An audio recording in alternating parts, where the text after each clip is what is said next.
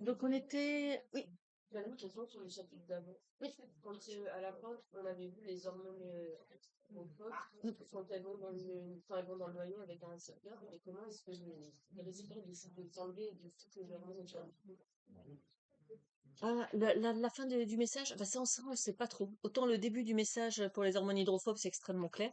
Autant la fin du message, on pense que c'est juste le temps d'interaction entre l'hormone et son récepteur. Et que là aussi, comme c'est par liaison faible, c'est pas définitif. Donc c'est le seul modèle qu'on ait relativement simpliste, on va dire. Oui.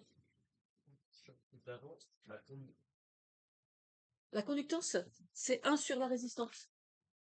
Donc la conductance, ça s'exprime en Siemens. Et la résistance, ça s'exprime en ohm. U égale RI, loi d'Ohm. Bah, un canal, il a une résistance. C'est un courant en fait qui passe à travers la membrane. La membrane, elle a une résistance électrique. Ah, en fait, vous pouvez modéliser une membrane par une résistance et quand même un petit condensateur. Et ça, en fait, c'est comme ça qu'on peut modéliser une membrane. Donc, nous, les petits effets de condensateur, hein, vous avez peut-être vu sur certains graphiques, quand on fait une stimulation, il y a un petit change. Là, c'est l'effet de condensateur, qui parfois est enlevé dans certains documents. Et puis après, bah, tout ce qu'on enregistre ensuite est dû à la variation de résistance de la membrane. Donc, vous pouvez vraiment considérer qu'une membrane, c'est un circuit RC dans lequel on va s'intéresser surtout à la résistance.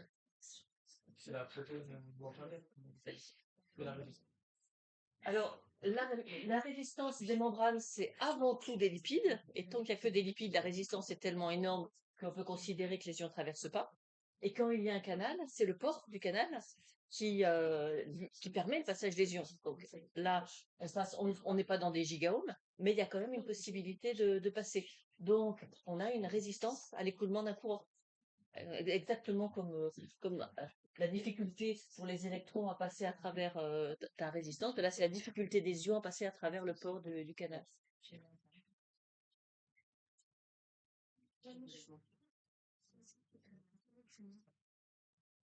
Donc, on va suivre le trajet du sang en partant du cœur et en y revenant, et en s'intéressant à la relation structure-fonction de tous les segments de vaisseau depuis le départ du cœur jusqu'à son retour.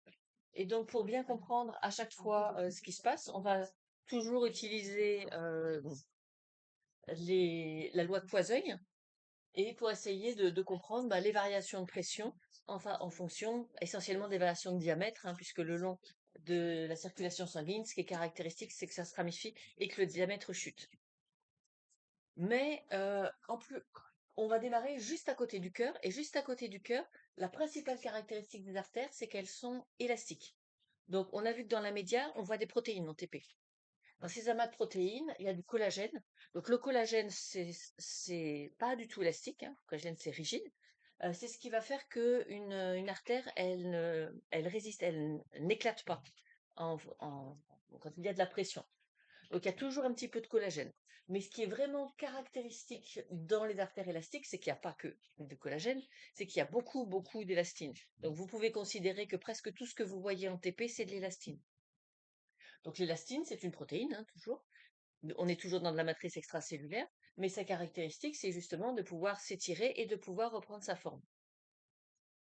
Et donc, on va pouvoir caractériser chez ces différentes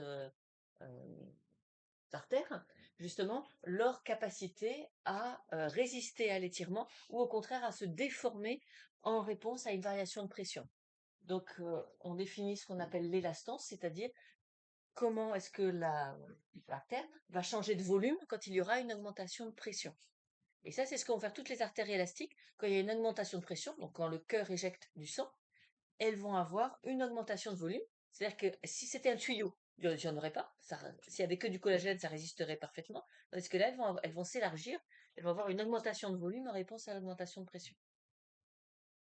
Alors, c'est plutôt les physiciens qui parlent d'élastance. Les médecins, ils préfèrent parler de compliance. En fait, c'est juste l'inverse. Eux, parce que ce qui les intéresse, c'est les variations de volume, c'est pas les variations de pression. Donc, on parle plutôt de compliance. Et ce qui va nous intéresser, c'est les variations de volume en réponse aux variations de pression.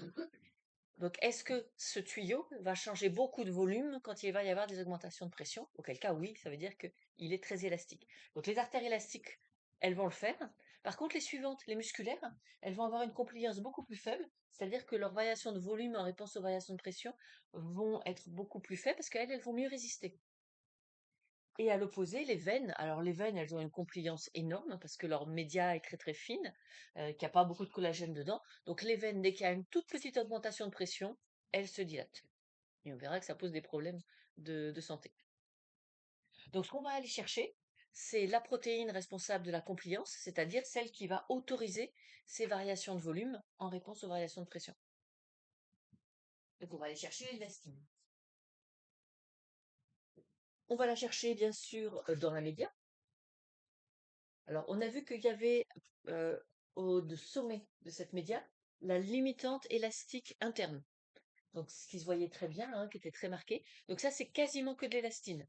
Et puis, un petit peu moins marqué, mais on la voit quand même, la limitante élastique externe. Ça aussi, c'est des amas d'élastine. Et puis, à l'intérieur de la média, toutes les petites fibres plissotées, là, qu'on voit, tout ça, c'est de l'élastine, donc c'est de la matrice extracellulaire.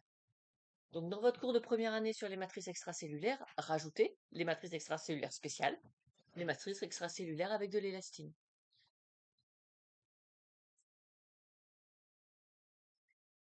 Donc, elles vont apparaître quand on fait une coupe, hein. Généralement, on fait une coupe dans une artère qui n'est pas complètement dilatée. Donc, c'est pour ça que les fibres d'élastine apparaissent plissées, mais elles vont pouvoir s'étirer. Et quand on descend même à l'échelle de la protéine, c'est la protéine elle-même qui peut s'étirer, hein. Donc, la fibre elle-même est plissotée et peut s'étirer, mais même une fois étirée, la protéine elle-même peut encore s'étirer. En particulier parce que elle a donc des domaines qui ne peuvent pas s'étirer, hein. Quand c'est un hélice alpha, c'est une hélice alpha, ça s'étire pas. Mais elle a des domaines ici qui sont repliés et on a fait des expériences avec des micro-pinces où on étire et on arrive à étirer ce domaine-là, il peut s'allonger et puis dès qu'on le lâche, hop, il reprend sa forme. Donc sa forme au repos est une forme très stable avec beaucoup d'interactions faibles. Sa forme étirée est très instable et il faut même de l'énergie pour arriver à l'étirer. Et puis dès qu'on lâche, ça reprend sa forme. Et donc c'est ça qui donne la propriété élastique de l'élastine. La protéine élastine est élastique parce qu'elle a des petits domaines qui sont élastiques, séparés par des domaines d'élus alpha qui, eux, n'ont aucune propriété élastique. Et si ça fait des grosses fibres qu'on arrive à voir en microscopie optique, c'est parce que les protéines d'élastine sont accrochées les unes aux autres par des hélices alpha, mais par des liaisons covalentes entre les hélices alpha, puisqu'on a des ponts disulfures entre les chaînes latérales d'une protéine et de sa voisine. Et c'est pour ça qu'elles s'agglomèrent et qu'on arrive à les voir en microscopie optique. Donc, du coup, les artères élastiques, elles sont à la fois riches en collagène et donc résistantes activement et élastiques. Oui, Mais ça se peut pas. bah si, ça va leur donner double propriété. Donc si elles avaient plus de collagène, elles ne s'étireraient pas du tout. Et si elles avaient que de l'élastine, eh ben, il y aurait toutes les chances qu'il y ait des ruptures lors des augmentations de pression. Donc en fait, elles ont les deux et elles vont avoir, vous allez voir quand on va faire leur propriété mécanique, des propriétés mixtes. Elles sont capables de se déformer, mais elles vont quand même avoir une certaine résistance à la déformation, par exemple si on les compare à des veines. Ça permet de coller les protéines élastiques entre elles. Parce que si tu as, finalement, hein, tu vois, les fibres, elles vont vraiment faire tout le tour. Et ça fait donc, finalement, ça va fonctionner comme un seul ensemble dont chaque petit élément peut s'étirer. Alors que si elles étaient séparées les unes des autres, elles glisseraient les unes par rapport aux autres et on n'aurait pas la propriété élastique sur toute la circonférence. Donc là, finalement, en coupe, ça donne pas cette impression, ça fait presque un élément continu tout autour. Donc ça fait vraiment un élastique autour de chaque vaisseau.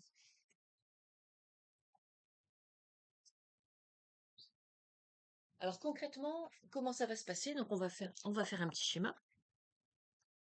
On se met sur l'aorte hein, pour être juste à la sortie du cœur. On va mettre le cœur dans sa position normale. Donc vous avez vu en TP que en fait là je mets sur le même plan ce qui ne l'est pas, puisque on a la sortie des vaisseaux, des artères qui est en avant par rapport aux oreillettes. Mais pour que ce soit compréhensible, je mets tout sur le même plan. C'est un cœur un petit peu particulier. un petit peu simplifié. Ce qui va nous intéresser, nous, c'est uniquement la horte. Donc, quand vous faites un schéma simplifié de cœur, il y a quand même des choses qu'on ne peut pas simplifier. Donc, on fait bien un septum de la cloison interventriculaire continue, hein, sinon c'est que on vient de prendre un cœur de crocodile. Donc non, un cœur de mammifère, on cloisonne bien. Ce qu'on doit aussi mettre correctement, c'est une oreillette. Ne pas oublier de mettre des valves. Donc ici, elles sont auriculo-ventriculaires. Auriculo pour l'oreillette, et ventriculaire, puisqu'elles connectent l'oreillette gauche et le ventricule gauche. Et puis bien sûr, il ne faut pas oublier d'en mettre aussi à la sortie des artères.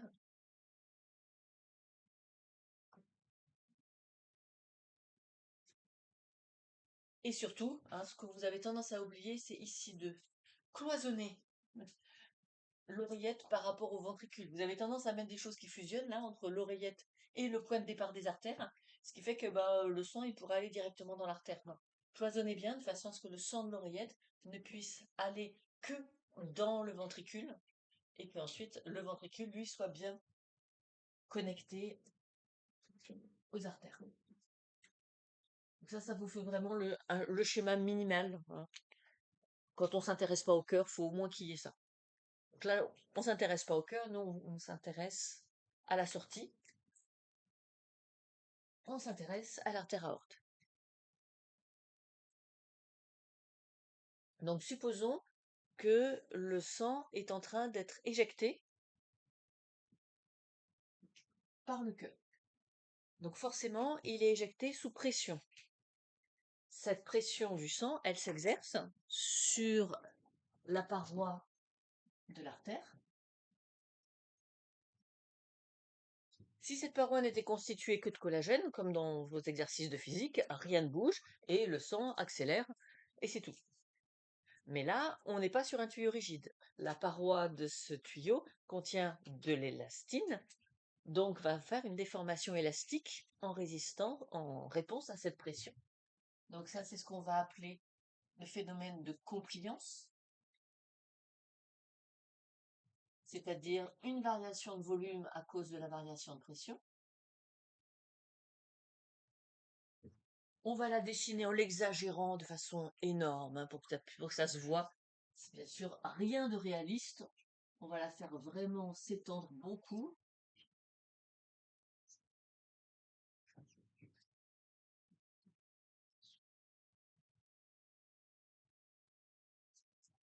Donc elle va se dilater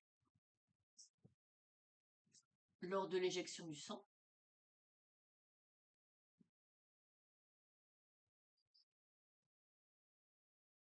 Parce que, oui, la paroi contient un peu de collagène, ça fait que ça s'est pas fragmenté, mais la paroi contient surtout de l'élastine qui lui a permis de se déformer. Donc en TP, un exercice classique, c'est pointer la structure responsable de la compliance des artères. Et donc là, ça veut dire pointer l'élastine que vous voyez dans la média de cette artère. Et donc ça, c'est la première phase. On a une éjection du sang et la paroi de cette artère se dilate. Et puis ensuite, on va avoir une deuxième phase lors du relâchement du cœur. Donc ce qui s'appelle techniquement la diastole. On verra qu'il y a du nom particulier pour la contraction et le relâchement du cœur. On démontrera qu'à ce moment-là, lors de cette phase, les valves se ferment, et ça on l'a déjà vu en TP. Quand le sang a tendance à refluer, il exerce une pression sur les valves. On a vu que à cet endroit-là, elles ont des formes de goussets, hein, de demi-sphères, et elles viennent se refermer les unes contre les autres. Donc le sang ne peut pas retourner dans le cœur, mais surtout la pression diminue. Si vous fermez les valves, ça veut dire que vous déconnectez le tuyau de la pompe. Donc il n'y a plus de source de pression. Il n'y a plus de source de pression, ce qui fait que la paroi du vaisseau va pouvoir reprendre sa forme puisque elle est élastique. Donc c'est l'élasticité qui lui permet de reprendre sa forme.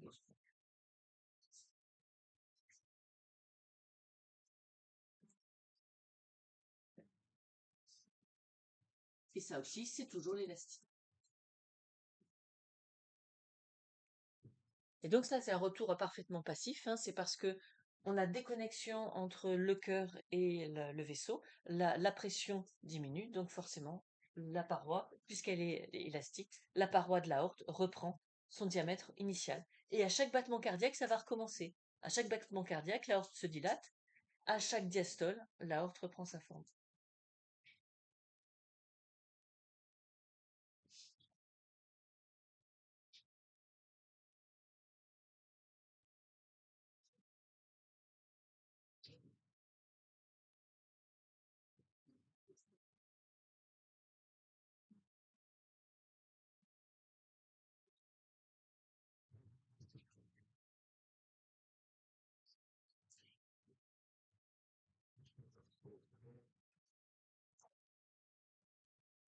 Alors on pourrait trouver ça un petit peu curieux finalement.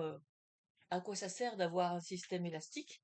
Alors que si on avait un tuyau rigide, ben, on aurait encore plus de vitesse lors de cette éjection. Donc, essayons de faire une expérience de pensée. Qu'est-ce qui se passerait s'il n'y avait pas de compliance? Donc, imaginons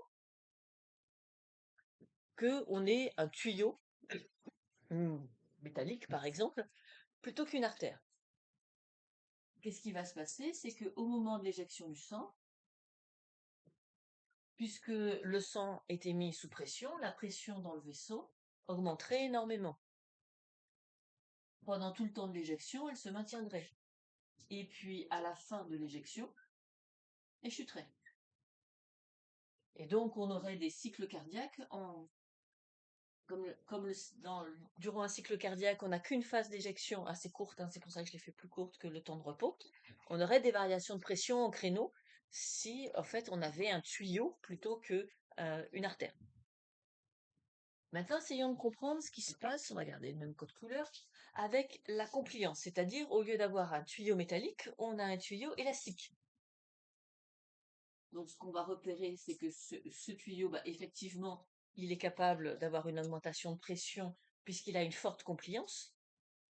Il va garder effectivement lui aussi ses effets de pression. Alors, j'ai mis tout à fait parallèle, mais il y a un petit délai quand même, hein. Il y a un petit délai.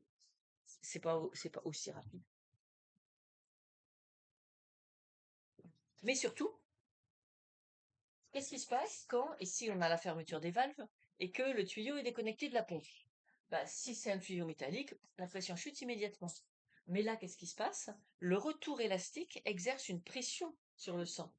Donc ça veut dire que quand on regarde la pression du sang à l'intérieur de l'aorte une fois que les valves se sont fermées, ça chute pas comme si c'était un tuyau métallique parce qu'on a le retour élastique du sang. Et donc on va avoir une chute beaucoup plus progressive à cause du retour élastique. On l'avait mis en vert, celui-là, la deuxième phase.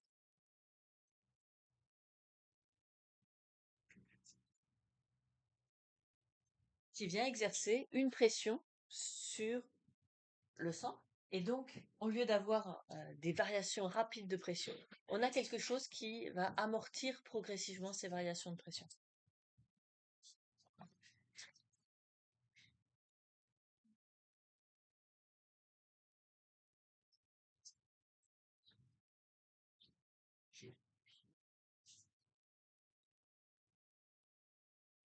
Donc cette compliance, c'est quelque chose d'important dans le fonctionnement parce que quand les artères commencent à durcir, donc ce qui est un effet de l'âge, avec l'âge, il y a plus de collagène, il y a moins d'élastine et puis il peut y avoir des dépôts dans la paroi des artères qui les rendent aussi un petit peu plus rigides, notamment des dépôts de cholestérol qui viennent se mettre dans la paroi des artères. Donc les artères deviennent moins élastiques et le résultat, c'est que ça va faire de l'hypertension, mais surtout, ça risque de fragiliser ces artères et comme elles se déforment moins, ça veut dire que la paroi subit une pression plus importante et peut éventuellement rompre.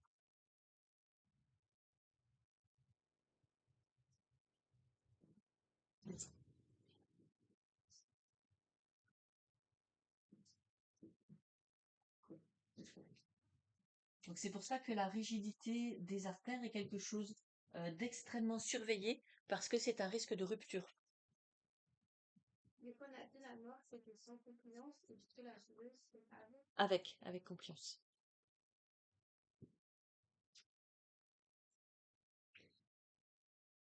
Et vous voyez que ça repose juste sur la matrice extracellulaire. C'est une propriété de la matrice extracellulaire.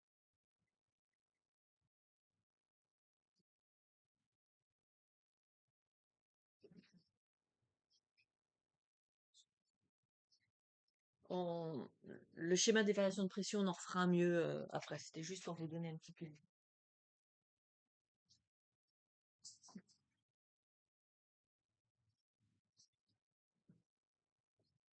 Donc là, nous, on l'a dessiné que pour l'aorte parce que c'est plus simple, hein. Mais les artères élastiques continuent à plusieurs centimètres des, de la, de l'aorte, hein. C'est tous les premiers tronçons, tous les gros vaisseaux qui se ramifient dans les différentes parties du corps sont des artères élastiques.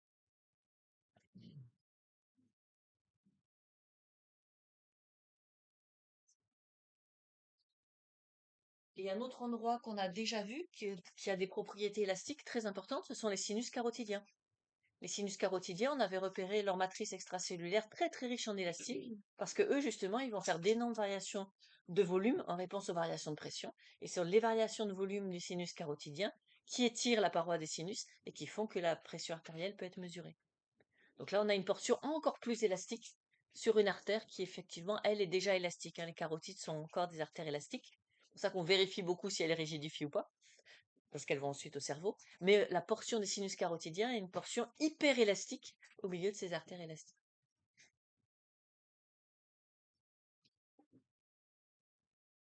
Donc, si on additionne toutes ces artères élastiques, on s'aperçoit que le cœur, lui, il a un débit saccadé, il éjecte, il arrête, il éjecte, il arrête. Mais que, puisque les artères vont se déformer puis restituer la pression lors de la phase de repos, eh bien, tout doucement, les variations abruptes d'éjection du sang que l'on avait à la sortie du cœur vont tout doucement s'amortir au fur et à mesure que le sang avance dans ces artères élastiques, parce que le retour élastique fait que une partie de la pression est restituée progressivement au sang. Et donc, on va passer progressivement d'une éjection en créneau à la sortie du cœur vers un débit quasiment continu quand on va sortir des artères élastiques. Mais du coup, comment ça se fait qu'on peut sentir notre pouls, par exemple, dans le poignet, alors qu'on.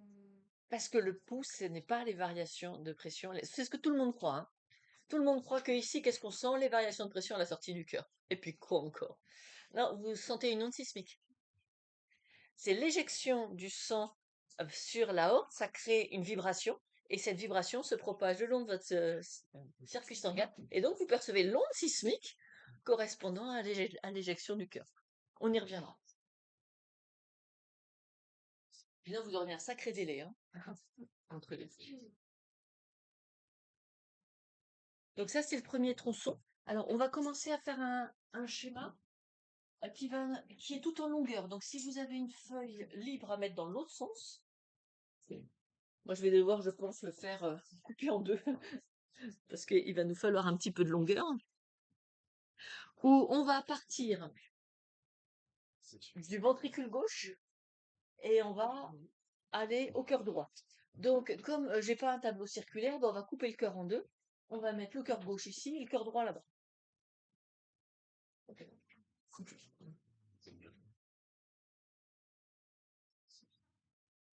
Donc, je mets juste les ventricules, hein. Donc, premier tronçon, celui qui nous intéresse jusqu'à présent, les artères élastiques.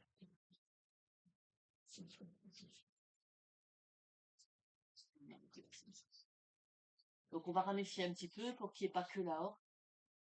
Au démarrage, c'est l'aorte, mais ensuite, elle se ramifie, hein, ça va faire les artères dans les bras, les artères des carotides vers la tête, puis ensuite, l'aorte, elle se ramifie vers tous les organes du corps. On va ramifier un petit peu. Je me complique pas, je fais juste deux ramifications. Donc, comme on l'a dessiné à côté, la principale caractéristique de ces artères, c'est qu'elles peuvent augmenter de volume et restituer ensuite cette pression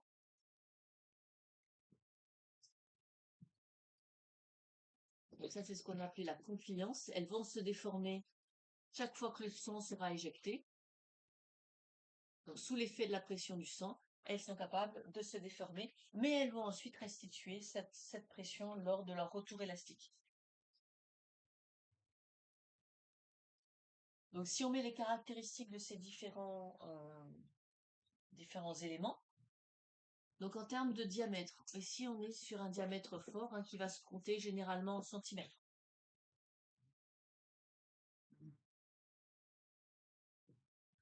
La caractéristique principale, donc généralement c'est la média qui est intéressante. Donc on a une média qui contient du collagène, sinon ça se brise au contact de ces variations de pression, mais qui contient beaucoup plus d'élastine qu'elle ne contient de collagène. Et donc ce sont des artères élastiques par une très très forte teneur en élastine.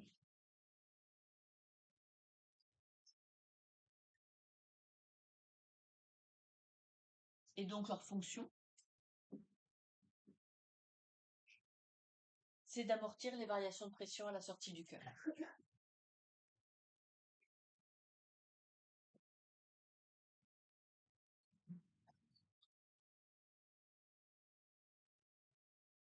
Par leur élasticité.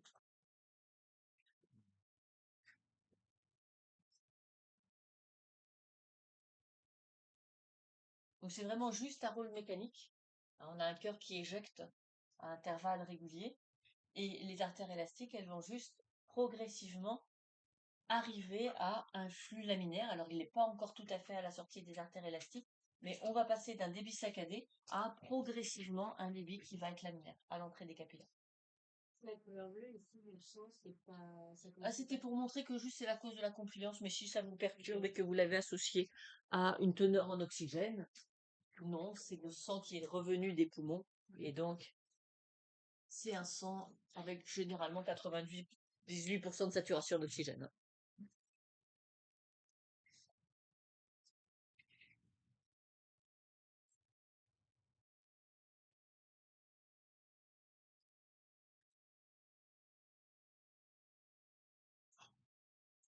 Donc dans ce premier tronçon, c'est essentiellement une fonction mécanique. Il y a juste un sous-groupe particulier à l'intérieur de ces artères élastiques, qui sont les sinus carotidiens, qui ont une fonction particulière de mesure de la pression artérielle.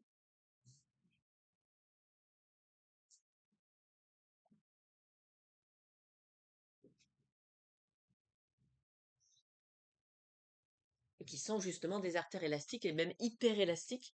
Et c'est parce que les sinus carotidiens sont hyperélastiques qu'ils vont avoir une très très forte compliance et qu'ils vont pouvoir mesurer la pression artérielle.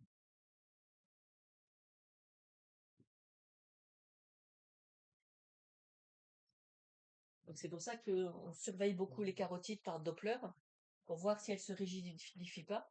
Parce que si on a une rigidification de la zone des sinus carotidiens, c'est tout le contrôle de la pression artérielle qui est perturbé.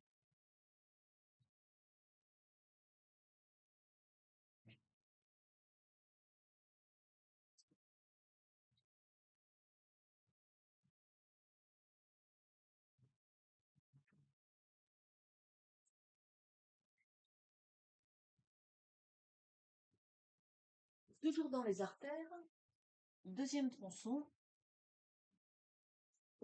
les artères musculaires.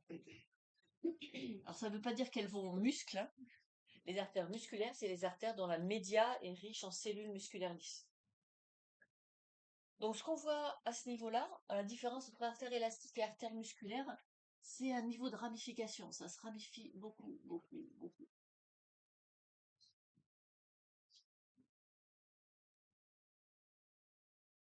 Encore se ramifier, etc. Donc elle se ramifie beaucoup avec des diamètres faibles. C'est ce qu'on avait vu. On a tout d'un coup une très forte augmentation de la section, c'est-à-dire beaucoup de petites artères. Donc là, ce qui est vraiment caractéristique, c'est une chute du diamètre quand on passe des artères élastiques vers les artères musculaires. Et donc là, la caractéristique de leur média, c'est d'être très riche en cellules musculaires lisses. Ce qui leur a donné leur nom. Ça ne veut pas dire qu'il n'y a pas un peu de collagène, sinon elle serait partie en morceaux, et qu'il n'y a pas un peu d'élastine, il y en a toujours. Mais ce qui les caractérise, c'est que, on avait vu en TP, c'est plus difficile de voir les fibres élastiques. Par contre, on voit très très bien les cellules musculaires.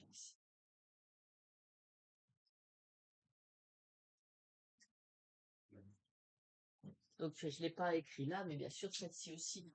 Elles ont des cellules musculaires lisses, mais elles en ont moins. Et puis surtout, en termes de fonction, c'est moins important. Toutes les médias ont toujours la même composition. C'est juste une proportion qui change.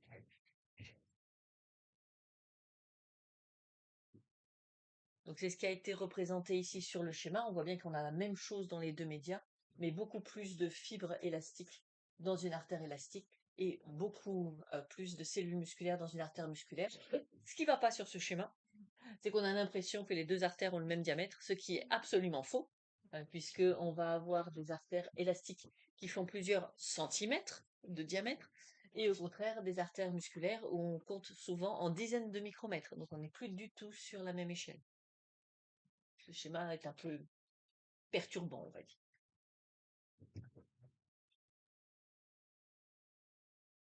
Alors, qu'est-ce que ça change, ces richesses en cellules musculaires lisses? Par exemple, ici, on a pris une toute petite artère musculaire dont le diamètre central ne fait que 50 micromètres.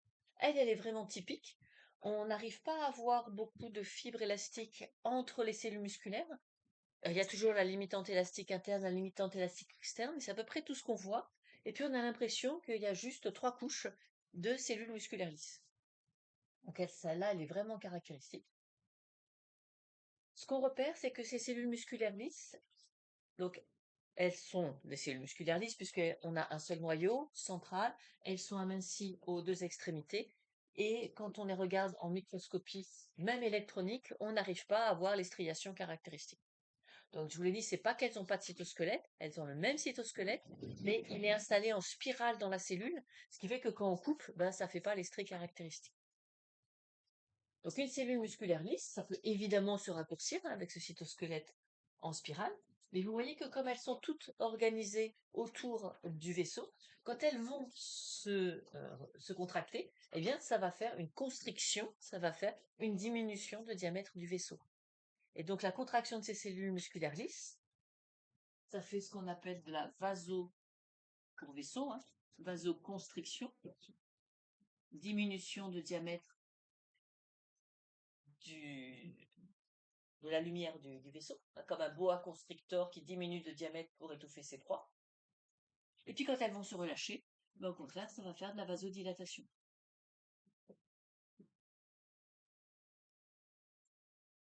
Et donc, on a là des possibilités très fortes de variation de diamètre des vaisseaux, mais non pas sous l'effet de la pression, mais sous l'effet du contrôle de la contraction de ces cellules musculaires lisses. Et ça, c'est le plus important. Parce que avec la loi de Poiseuille, vous avez vu que si on change le rayon, on va automatiquement changer la pression entre les deux bouts du tuyau. Donc, imaginons qu'il y a un contrôle de la vasoconstriction et de la vasodilatation. Ça veut dire que la différence de pression entre l'entrée dans l'artère et la sortie de l'artère a changé complètement. On fait une petite variation de diamètre et on fait chuter immédiatement la pression. Donc, il y a les possibilités ici de contrôle de la pression artérielle.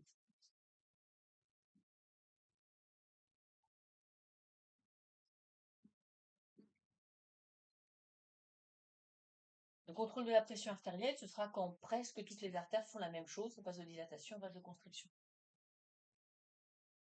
Mais on pourra aussi avoir autre chose. On peut avoir des artères qui seront en vasoconstriction, d'autres en vasodilatation. Et donc, ça va changer la façon dont le sang se répartit, puisque quand on a une vasoconstriction, il y a une forte résistance à l'écoulement, donc le sang s'écoule difficilement et donc a tendance à aller plutôt dans les autres vaisseaux qui sont en vasodilatation, dans lesquels il y a peu de résistance à l'écoulement. Donc, ces artères musculaires, elles vont aussi contrôler la répartition du sang entre les organes.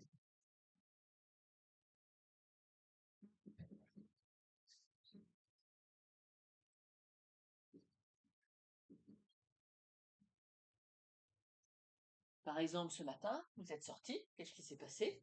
Il avait eu froid aux oreilles, vous avez eu froid au nez. Pourquoi?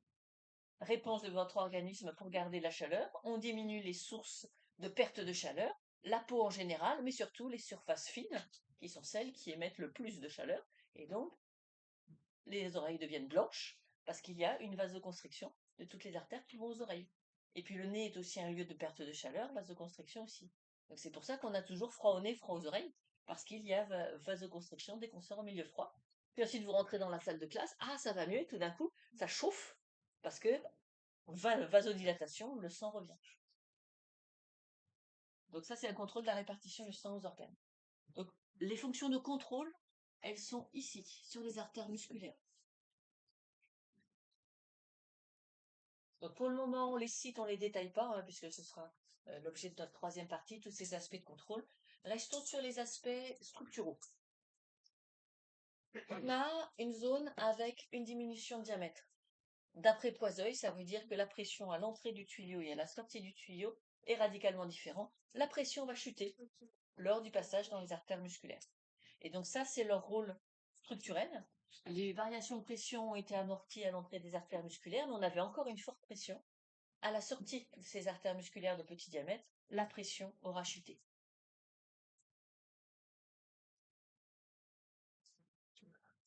Ce qui fait que si vous avez plus beaucoup de variations de pression et une chute de pression qui va encore amortir un peu les variations de pression, normalement, à la fin de la sortie des artères musculaires, on a un débit laminaire. Parce que même les petites variations de pression auront chuté aussi et donc vont finir par être complètement négligeables.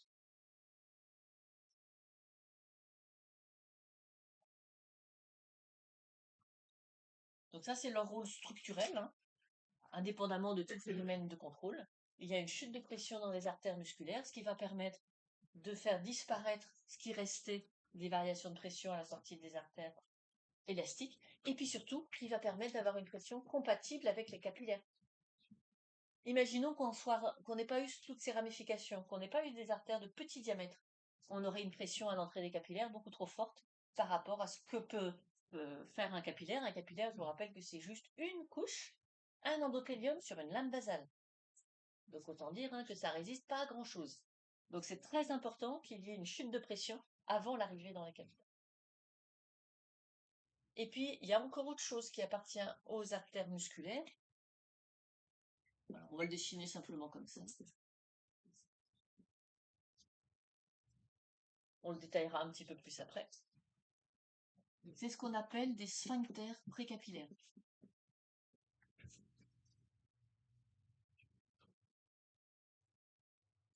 Donc c'est un dessin qui est pas très bien.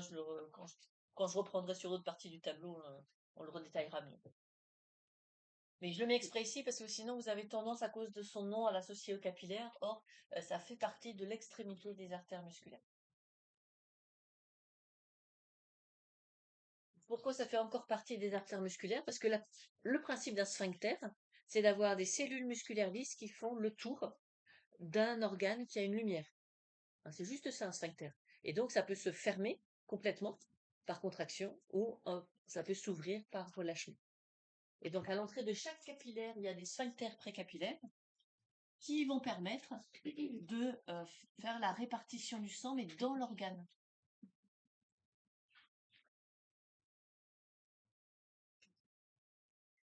Il faudrait le mettre plus bas là avec le contrôle, mais moi je peux pas, je suis déjà arrivée au bas du tableau. Donc s'il vous reste un peu d'espace par ici, on est sur les fonctions de contrôle.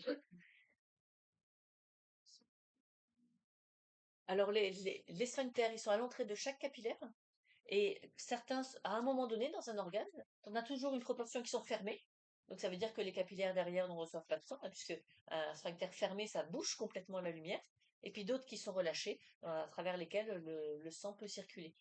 Mais si on matérialise où est l'organe,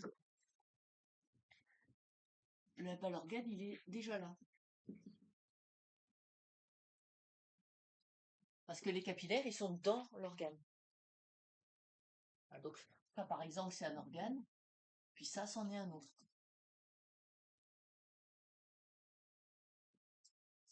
Et donc le diamètre de ces artères par rapport à celle-là aura fait qu'il y a plus de sang peut-être dans l'organe 2, parce que là sur mon dessin les diamètres sont un peu plus grands, que dans l'organe 1. Donc ça c'est la répartition du sang entre les organes. Mais à l'intérieur de l'organe, ce sont les sphincters précapillaires qui vont faire que telle partie de l'organe est plus irriguée que telle autre partie de l'organe.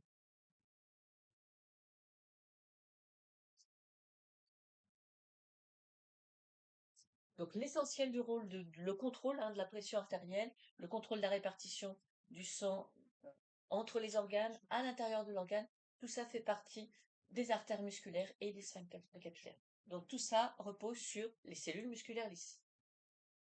Donc contrôler la circulation sanguine, c'est contrôler les cellules musculaires lisses de la paroi des vaisseaux. Mais c'est quoi concrètement les sphincters capillaires? C'est des cellules, c'est des... C'est une couche de cellules musculaires autour de juste avant le capillaire.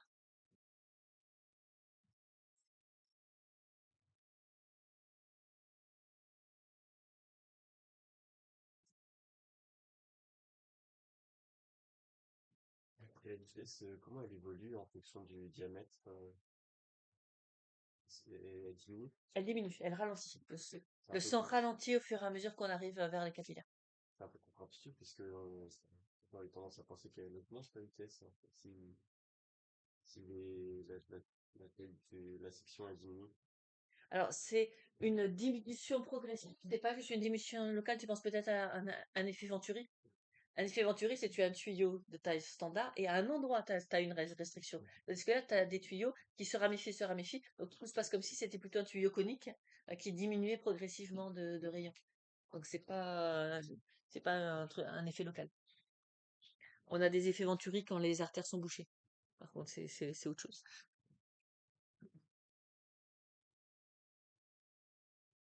Donc, essayons de voir justement ces variations de pression quand on circule. Hein, ils ont fait comme nous, là, ils sont partis de ventricule gauche pour retourner au ventricule droit. Voyons concrètement, alors on a dessiné en anatomie, essayons de voir concrètement comment évolue la pression artérielle. Donc, si on est dans le ventricule gauche, on a augmentation de pression quand le cœur se contracte, et puis chute de la pression quand le cœur se relâche. Et donc, on a des variations de pression qui sont importantes, hein. Ici, la pression est notée en millimètres de mercure pour avoir les mêmes valeurs que chez le médecin. Le médecin, il vous le donne en centimètres de mercure. Donc là, on va de 0 à, en moyenne, pour la plupart des personnes sédentaires, à environ 12 centimètres de mercure. Et puis quand il se relâche, ça revient à 0. Donc de très fortes variations de pression à l'intérieur du cœur. Ensuite, éjection dans l'artère. Éjection dans l'artère, au moment où le cœur éjecte, les valves sont ouvertes, donc la pression dans le ventricule, la pression dans l'aorte sont exactement la même. Donc lors de la contraction, évidemment, on a exactement la même chose quand on rentre dans l'aorte et quand on sort du cœur. Ensuite, lors du relâchement, c'est pareil, puisqu'on a toujours les valves qui sont ouvertes, on a toujours une connexion, donc ça suit. Mais ensuite, le sang va avoir tendance à refluer, et là, les valves se ferment. Donc l'aorte devient déconnectée du ventricule. Qu'est-ce qui se passe à ce moment-là? On a le retour élastique, et donc on a un retour, une pression qui ne va pas chuter. Le cœur, lui, a une pression qui chute, mais pas à l'intérieur de l'artère, parce qu'il y a le retour élastique de l'artère. Donc les variations de pression dans l'artère élastique sont bien plus faibles que celles qu'on avait dans le ventricule. C'est pour ça qu'on dit que ça amortit les variations de pression. Donc l'aorte amortit énormément les variations de pression. Il y a tout ça qui disparaît du fait de la déconnexion avec les valves, mais ensuite du fait de l'élasticité, progressivement, on voit que les variations de pression vont tout doucement être atténuées, justement parce qu'une partie est une partie de l'énergie due à ces variations de pression va être dissipée par ces phénomènes de compliance, de variation de diamètre. Elle diminue progressivement. Donc là, il y a marqué artère tout court, vous pouvez transformer en artère élastique, diminution progressive. On a une diminution aussi de la pression artérielle moyenne. Ça, c'est juste un effet de réseau. Vous avez progressivement, ça se ramifie en artères de plus en plus faible diamètre. Donc, d'après Poiseuil, vous augmentez la résistance à l'écoulement. Donc, vous allez faire chuter la pression. On a un début de ramification dans les artères élastiques, mais là où on a vraiment beaucoup de ramifications, c'est dans les artères musculaires. Alors, ici, le programme nous demande de faire une petite simplification. Il y a des artères musculaires de gros diamètre et des artères musculaires de petit diamètre qu'on appelle les artérioles. Ils font comme si les musculaires de gros diamètre n'existaient pas et ils appellent tout le monde artériole au sens le plus large du terme. Donc, on va faire comme eux, même si c'est un peu... Mais le programme a toujours raison et on va appeler ça artériole, même quand elles sont un peu grosses. Vous avez le droit, le programme le fait.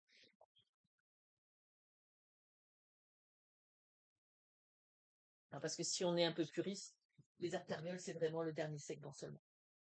Mais bon, il voulait simplifier un petit peu. Donc, prenons la même nomenclature et appelons toutes ces artères musculaires, appelons-les des artérioles.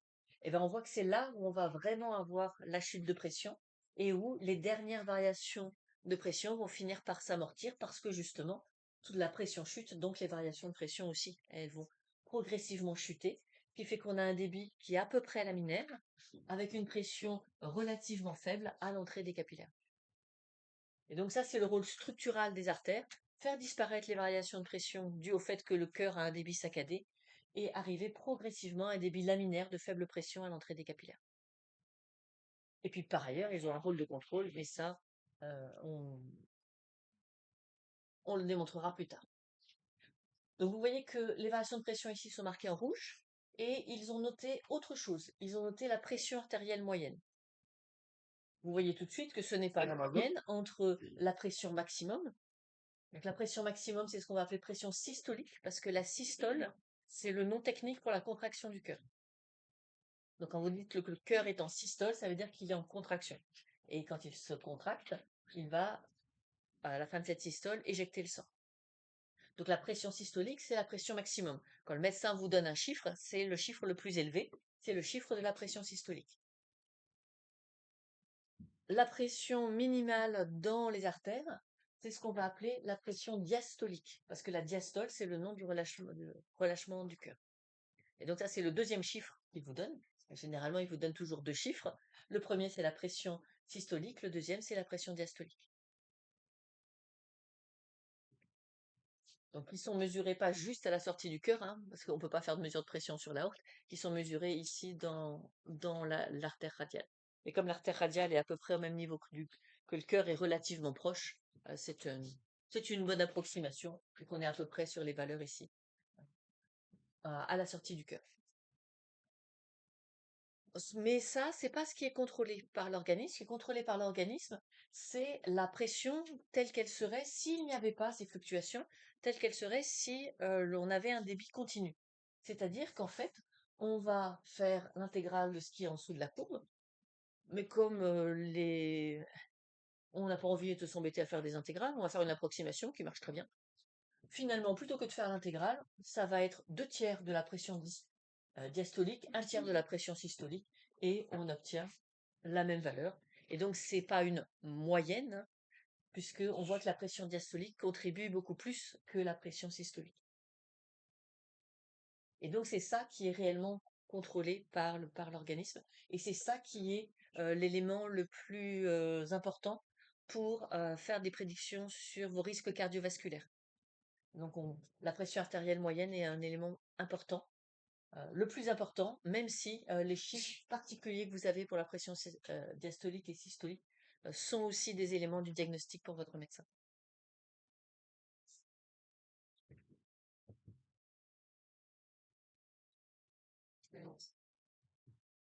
Donc, on retrouve les schémas que l'on avait donnés, qu'il faut savoir commenter. Le diamètre des vaisseaux, on voit bien la chute de diamètre quand on passe de l'aorte en direction des capillaires. Hein. Diamètre, et s'ils sont en centimètres, alors qu'à la fin, on est sur des micromètres. Donc, évidemment, on a une chute. Et une chute surtout au niveau des artères musculaires et des artérioles au sens strict, cette fois-ci. Mais cette chute du diamètre s'accompagne au contraire d'une augmentation des sections, c'est-à-dire, oui, il y a réduction de diamètre, mais avec ramification, une énorme ramification. Et la ramification se fait essentiellement au niveau des artérioles, beaucoup plus de sections.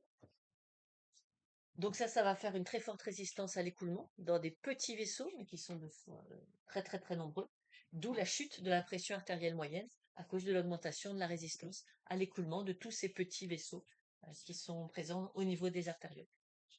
Et puis ici, on voit bien que cette résistance à l'écoulement s'accompagne d'un ralentissement progressif, puisqu'à la fin, on n'a plus que quelques centimètres par seconde à l'entrée des capillaires. Donc chute de pression et ralentissement, mais un débit laminaire.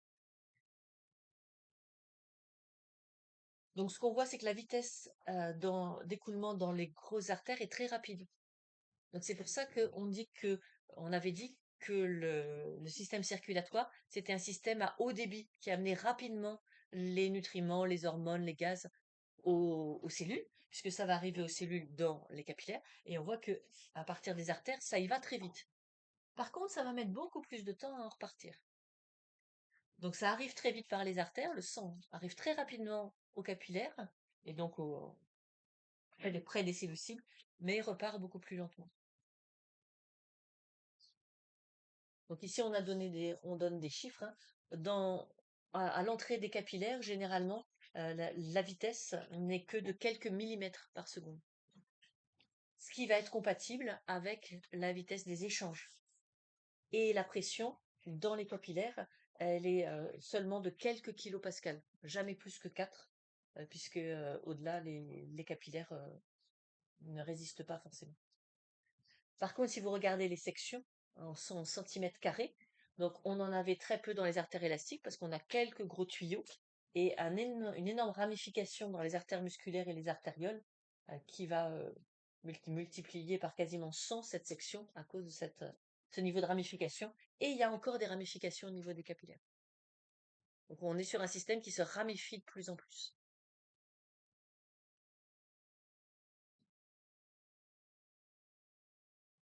Donc ici, c'était un schéma pour argumenter le fait que faire changer le diamètre des vaisseaux, c'est contrôler la répartition du sang dans les organes.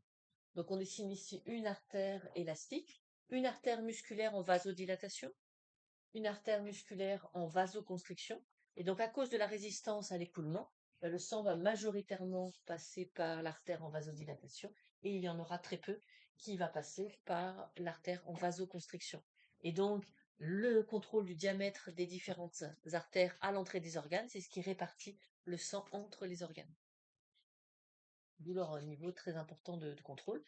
Et on n'aura pas besoin d'avoir beaucoup de variations de diamètre, puisque dans la loi de Poiseuille, c'est R puissance 4. Donc ça veut dire qu'une toute petite modification de rayon va faire une énorme modification de débit, puisqu'on a un facteur de puissance 4. Donc on a un contrôle très puissant là sur la répartition du sang et aussi sur la pression artérielle, du fait que le rayon intervient à la puissance 4 dans la loi de Poiseuille, et donc dans le débit du sang qui passe à travers ces différents vaisseaux.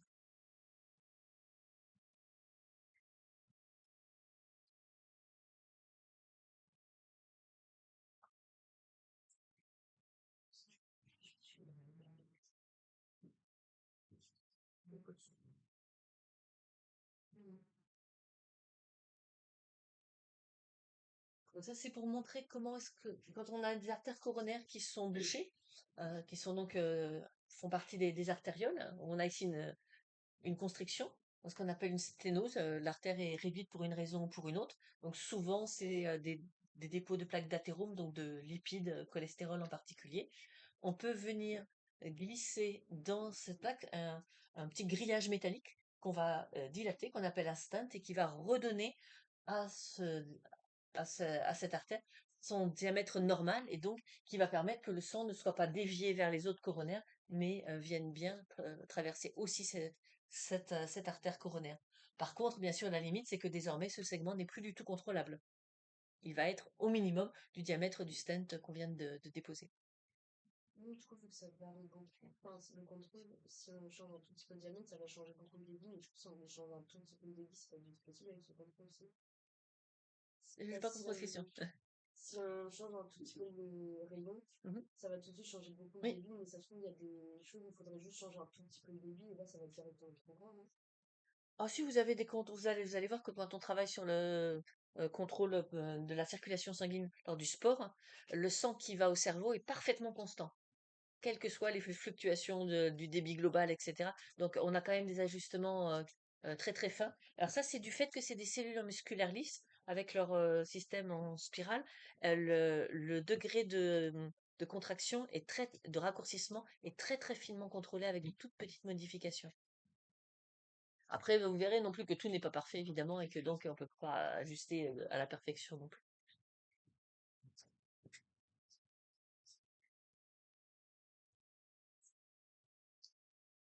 Donc le principe, c'est celui-là, hein. Donc on rentre par une veine juste parce que c'est plus pratique, on remonte à travers le cœur, et puis on va venir mettre ici c'est un grillage métallique qu'on gonfle avec une sorte de petit ballon, on retire ensuite le ballon, et le grillage métallique va permettre de garder ouverte cette artère et donc d'éviter la forte réduction de débit que l'on avait précédemment à cause de la plaque d'athérome. Donc pourquoi il y a des plaques d'athérome, on ne sait pas trop, il y a plusieurs modèles. On sait que dans cette plaque d'athérome, il y a des signes d'inflammation. Pourquoi il y a des signes d'inflammation, on ne sait pas trop. Mais une fois que l'inflammation est en place, malheureusement, les lipides et en particulier le cholestérol vient se déposer et vient épaissir et faire une plaque. Donc il y a un problème de diamètre, mais aussi le problème de cette plaque, c'est qu'elle est rigide.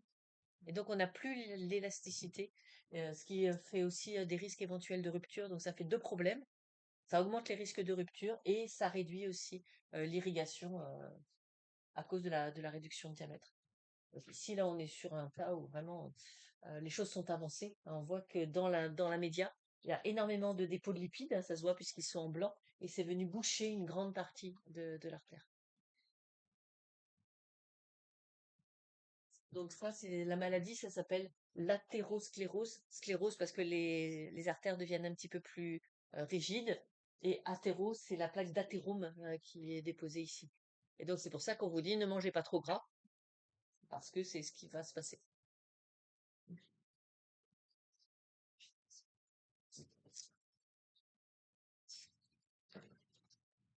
Section suivante, on arrive sur les capillaires. Donc les capillaires, c'est le seul endroit où il y a des échanges. Pas d'échange dans les artères, pas d'échange dans les veines. Les artères et les veines, c'est juste des tuyaux et c'est tout. Seuls les capillaires sont des lieux d'échange.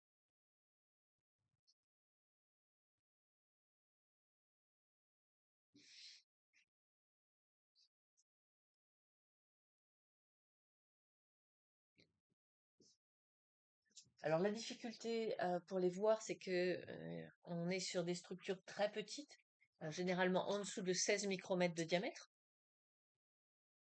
Donc il faut vraiment des coupes histologiques de très très bonne qualité pour arriver à les voir.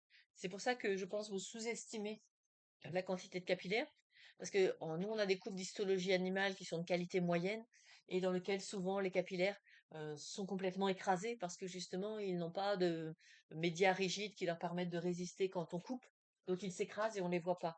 Il faut des coupes qui soient vraiment très très fortement fixées pour que les capillaires restent bien ouverts et qu'on arrive à les voir en microscopie optique.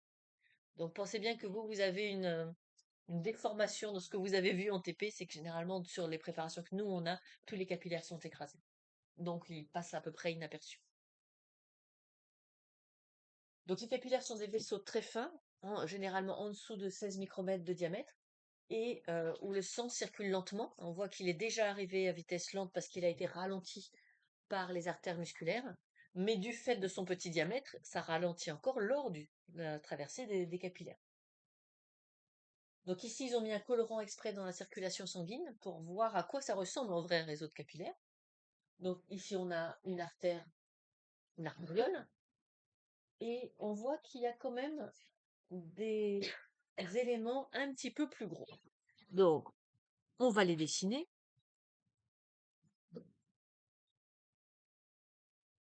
Donc, continuez sur votre schéma, hein. C'est juste que j'ai besoin de l'autre bout du tableau.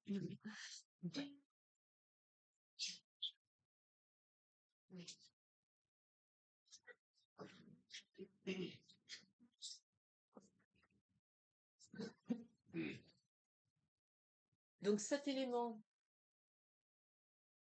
qui est présent ici, hein, c'est les éléments plus volumineux ici. Alors ça, eux, c'est pas des capillaires, c'est des intrus. c'est une méta-artériole. Il y a toujours une méta-artériole.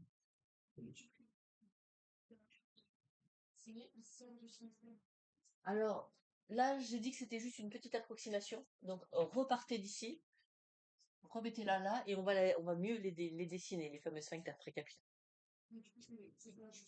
Oui, c'est juste après. On va les dessiner à leur place, parce on a fait juste une grosse boîte là, mais ça c'est une approximation. Donc, on va mieux les dessiner maintenant. Parce qu'en réalité, il faut distinguer entre les méta-artérioles et les vrais capillaires. Donc, la méta-artériole, c'est là que passe le sang quand tous les sphincters précapillaires sont fermés. Dessinons tout un tas de capillaires. Non. Alors, on va pas dessiner autant qu'il faudrait, hein. On va être un petit peu feignant. On va juste en faire un par ici, un autre là. On fait vraiment le service minimum. Parce qu'il en faudrait beaucoup, beaucoup, beaucoup plus. Donc, à l'endroit où ils arrivent, rien de spécial. À l'endroit où ils partent, c'est là qu'en réalité, on a les sphincters précapillaires.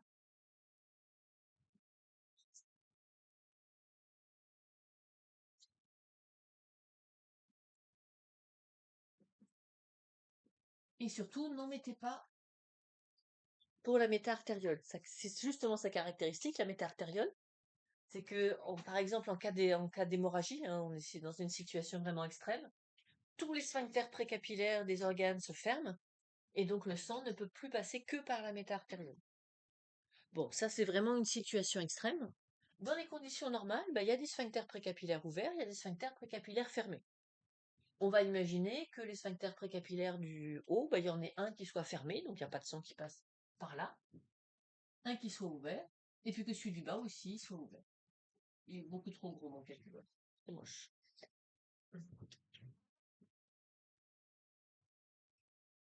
Donc il y a du sang là qui passe dans trois capillaires sur notre schéma. Non, deux capillaires sur notre schéma, et un où ça ne passe pas, parce que ce sphincter précapillaire là, il est fermé.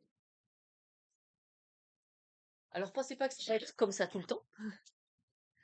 Si on revient une seconde après, généralement le sphincter précapillaire qui était fermé, lui, il devient ouvert, et ceux qui étaient ouverts, ils se ferment. Donc ça n'arrête pas de s'ouvrir et de se fermer. Et donc le sang, il passe jamais de la même manière dans l'organe entre deux moments différents. Ah, ça s'ouvre, ça se ferme, ça s'ouvre, ça se ferme.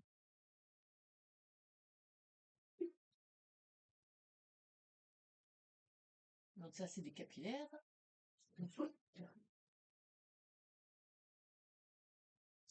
Et la particularité des capillaires, vous pouvez les dessiner comme une espèce de passoire, parce que c'est ça leur fonction essentielle.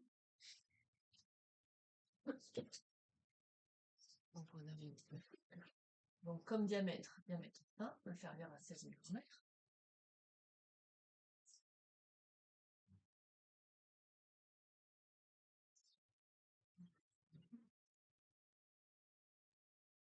Et le contenu qui sort, alors pas tout, hein, mais nous, ce qui va nous intéresser, c'est que les nutriments et l'oxygène peuvent sortir des capillaires et donc diffuser en direction des cellules. Et au contraire, sur la partie terminale du capillaire, eh bien, c'est au contraire le CO2 et les déchets azotés de la cellule qui peuvent rentrer. Donc, on a des échanges entre la cellule et le sang. La cellule reçoit le contenu soluble du sang, donc les nutriments et l'oxygène, dans la première portion du capillaire.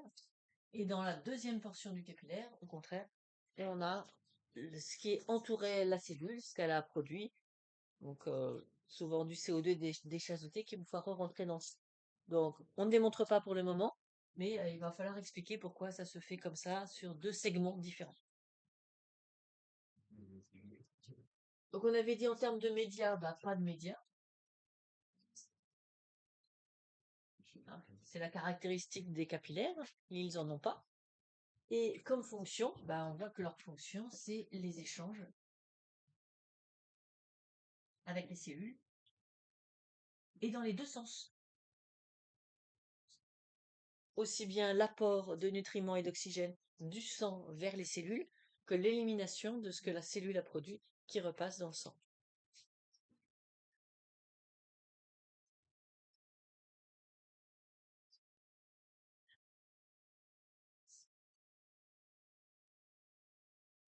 Donc ça, c'est la fonction essentielle de la circulation, c'est de faire les échanges.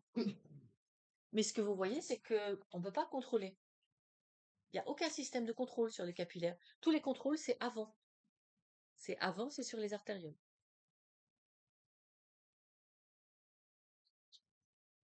Et les échanges sont possibles parce que, à ce stade, on a un flux laminaire, les flux turbulents détruiraient probablement les capillaires, et une vitesse lente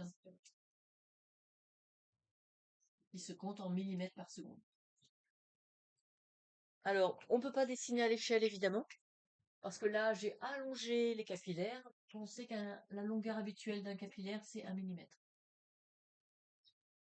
Donc, évidemment, on ne peut pas dessiner à l'échelle l'aorte et les capillaires.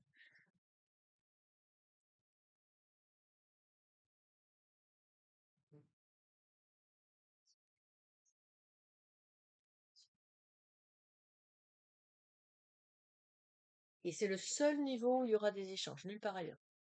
Et c'est un quoi?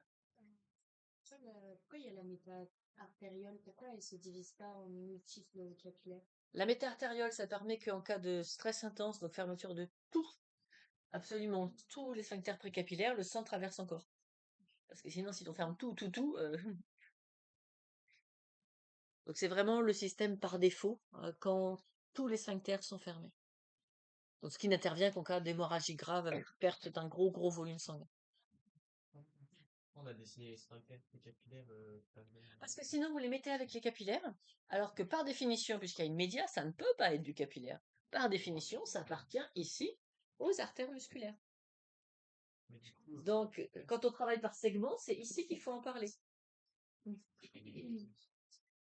pourquoi on a dessiné sur les capillaires? Parce que dans l'anatomie, la partie, si on veut garder la partie artère, tout ça, ça fait partie des artères. Et il faut les mettre là-bas. Et généralement, si je fais le schéma là, vous allez dire, bah ça c'est du capillaire. Bah non, s'il y a une média, ça peut pas être du capillaire. La méta-artériole et sphincter précapillaire appartiennent aux artères. C'est juste que dans l'organisation, bah là on a un bout d'artère. Là on a des sphincters qui appartiennent aussi aux artères, mais tout ça est mélangé sur le schéma. On a les deux types qui sont sur le même schéma. Mais on est dans l'organe après. On est dans l'organe à partir du moment où on est sur une artère musculaire de gros diamètre qui peut encore se ramifier dans l'organe, dans de multiples artérioles, et qui encore se ramifie ensuite dans dans des capillaires. Mais du coup, les sphincters capillaires, ils sont pas sur l'artère ou il y en a quand même sur l'artère? Ah non, sur l'artère, jamais. Les sphincters précapillaires, c'est le dernier segment artériel juste à l'entrée des capillaires. Non, les artérioles, par définition, elle n'en a pas. C'est vraiment le circuit par défaut, quand tout est fermé. Mais je comprends pas bien ce que c'est un peu les capillaires. On n'a pas de média, mais ils ont des sphincters. Ils n'ont pas de sphincter. Le sphincter, c'est les artères. Mais sur le dessin, alors que c'est. Enfin, ils sont placés, les sphincters. Les sphincters, ils sont à l'entrée du capillaire. Ah oui. Mais ils n'appartiennent pas au capillaire. Là, si on fait un code couleur, ça vous parlera plus. Donc, si on le refait en code couleur, Oui. le capillaire, il démarre après le sphincter précapillaire. Ils ont quoi à la place de la média? Ah, ils ont rien. Ils ont rien à la place de la média. Ils n'ont qu'une intima. Non, qu'une intima. Donc uniquement un endothélium et une lame basale. Rien d'autre. C'est pour ça qu'ils sont aussi fragiles. Hein.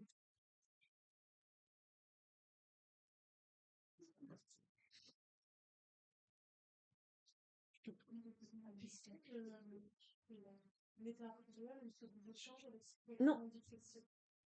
Tout ce qui appartient aux artères ne fait aucun échange. Mettez-vous en gros quelque part, parce que c'est une erreur que vous faites systématiquement, de vouloir que les artères échangent quoi que ce soit. Très, très vite, on le fait sur les schémas, parce que c'est plus simple, c'est plus facile. Non. Dès que j'ai une artère, je ne dois rien faire qui sorte de cette artère. J'ai pas le droit. Hein, l'artère, c'est du tuyau, rien d'autre. Le capillaire, c'est de la passoire. Là, ça sort. Et les veines, pareil, ce sera du tuyau. Ne faites rien sortir non plus d'une veine.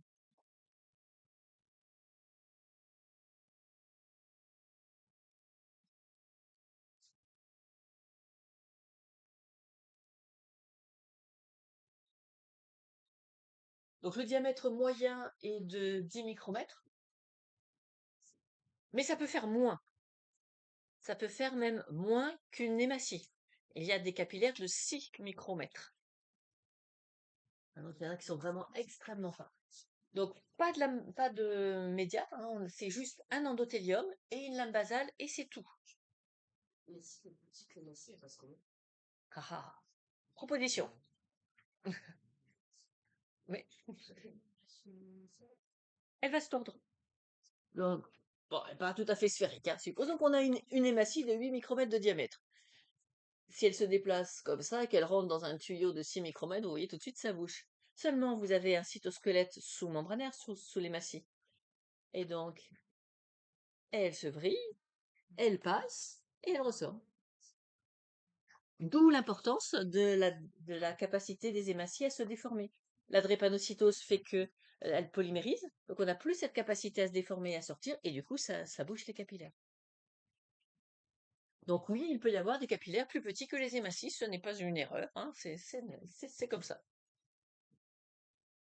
Donc uniquement l'endothélium et la lame basale, c'est tout. Donc évidemment, hein, pas de compliance, hein, vous n'avez pas de fibre élastique, mais pas de résistance non plus, puisqu'il n'y a pas énormément de collagène dans une lame basale, hein. Donc très faible résistance. Par contre, un nombre de capillaires extraordinaire, vous avez vu sur la photo comme ça se ramifie, on estime même que n'importe quelle cellule du corps, au maximum, est à 120 micromètres d'un capillaire. Donc toutes les cellules sont en contact par diffusion avec le contenu des capillaires.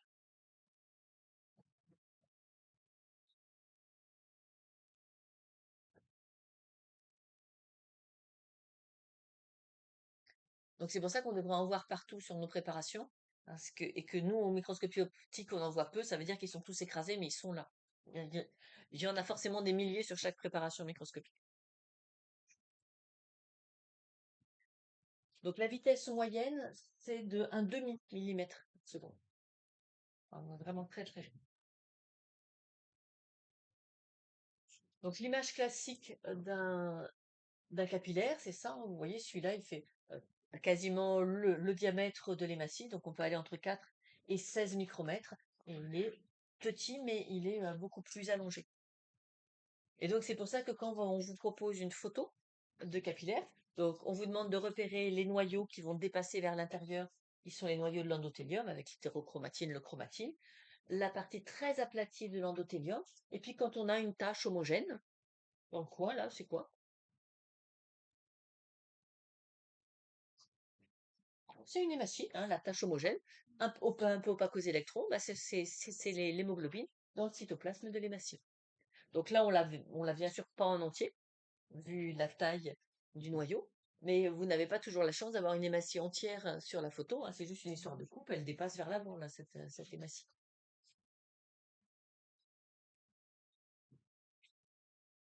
Donc si on veut essayer de se le représenter, on a de très très nombreux capillaires partout dans l'organe et les cellules qui sont entre des capillaires et avec une distance maximum à peu près de 120 micromètres.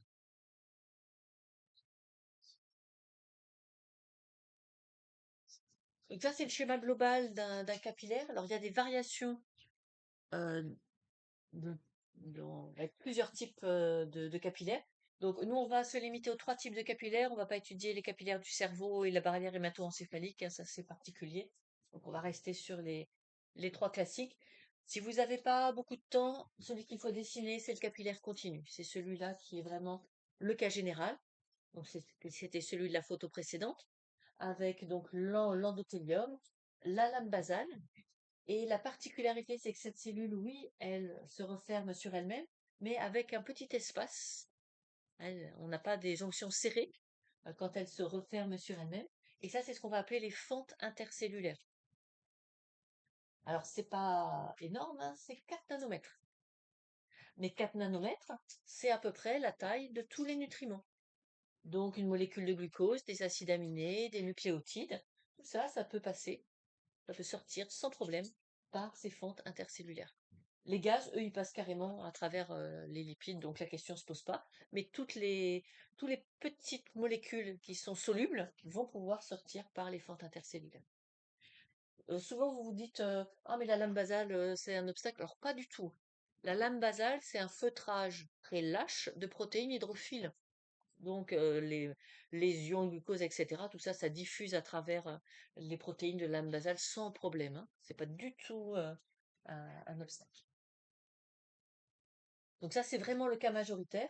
Donc les échanges qu'on a dessinés, sorties ou entrées, vont se faire beaucoup par ces fentes intercellulaires. Mais on a quand même des cas un peu particuliers. On a dit, ben, il y a des hormones endocrines. Et souvent, c'est des peptides, hein, c'est pas des acides aminés, c'est des peptides. Donc l'adrénaline, c'est un dérivé d'acide aminé, pas de souci. Mais quand on a un peptide, insuline, glucagon, ça fait plus que 4 nanomètres. Donc ça peut pas rentrer par un capillaire continu.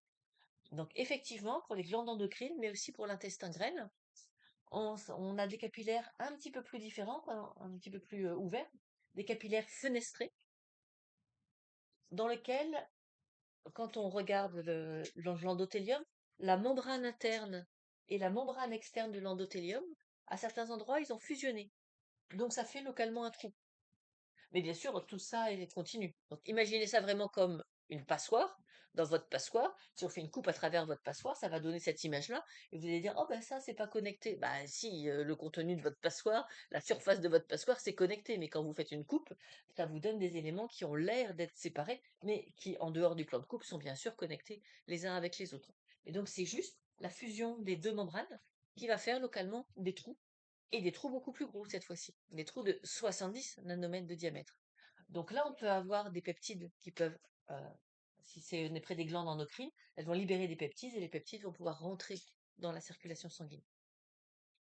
Et pour l'intestin grêle, ça va permettre notamment que les lipides puissent rentrer à l'intérieur avec les différents amas, les HDL, qui puissent rentrer à l'intérieur de ce genre de capillaire. Donc, c'est vraiment limité à des organes spécialisés. Et puis, encore plus spécial, c'est vraiment le cas du foie et du système immunitaire. Là, c'est vraiment spécial. On n'est pas sur des espaces, des pores de 70 nanomètres de diamètre, mais là, carrément sur des espaces intercellulaires énormes, avec même une discontinuité de la lame basale. Et ça va permettre soit à des cellules d'entrer et de sortir, c'est le cas pour le système immunitaire, soit aux protéines du sang d'entrer. Parce qu'on a dit dans le sang, dans le plasma, il y a beaucoup de protéines, des protéines de grande taille, l'albumine. L'albumine, c'est vraiment c'est la protéine du blanc d'œuf, hein, donc on est sur une protéine volumineuse. Ça peut pas rentrer là. Là, les peptides passent pour une dizaine de nanomètres. Les peptides, oui, mais pas une grosse protéine globulaire comme l'albumine. Donc, l'albumine ne peut rentrer que par ces capillaires particuliers. L'albumine est produite par le foie et va pouvoir rentrer. Et du coup, elle ne peut pas sortir par les autres capillaires. Les autres capillaires, elle va forcément rester à l'intérieur, ne pas sortir. On verra que ça, c'est vraiment essentiel pour la fonction d'échange. Il est très important justement qu'il y ait des protéines qui ne puissent pas sortir par les autres capillaires. Donc si on n'a pas beaucoup de temps, juste le capillaire continu, puisque c'est lui qui est là le plus souvent. Les autres sont vraiment des cas particuliers. Et puis pour les curieux, pourquoi est-ce que ce qu'on mange ne passe pas systématiquement dans le cerveau? C'est que dans le cerveau, on a aussi une deuxième couche de cellules gliales qui viendra se rajouter là-dessus. Et donc là, on n'a pas ces systèmes de fente intercellulaire. Tout doit passer obligatoirement par l'endothélium et par la cellule gliale. Et donc on a des contrôles extrêmement stricts. Et un certain nombre de molécules n'ont pas de transporteur et donc ne vont pas passer dans le cerveau. D'où le fait que le cerveau est isolé finalement du contenu du sang qui passe dans le reste du corps.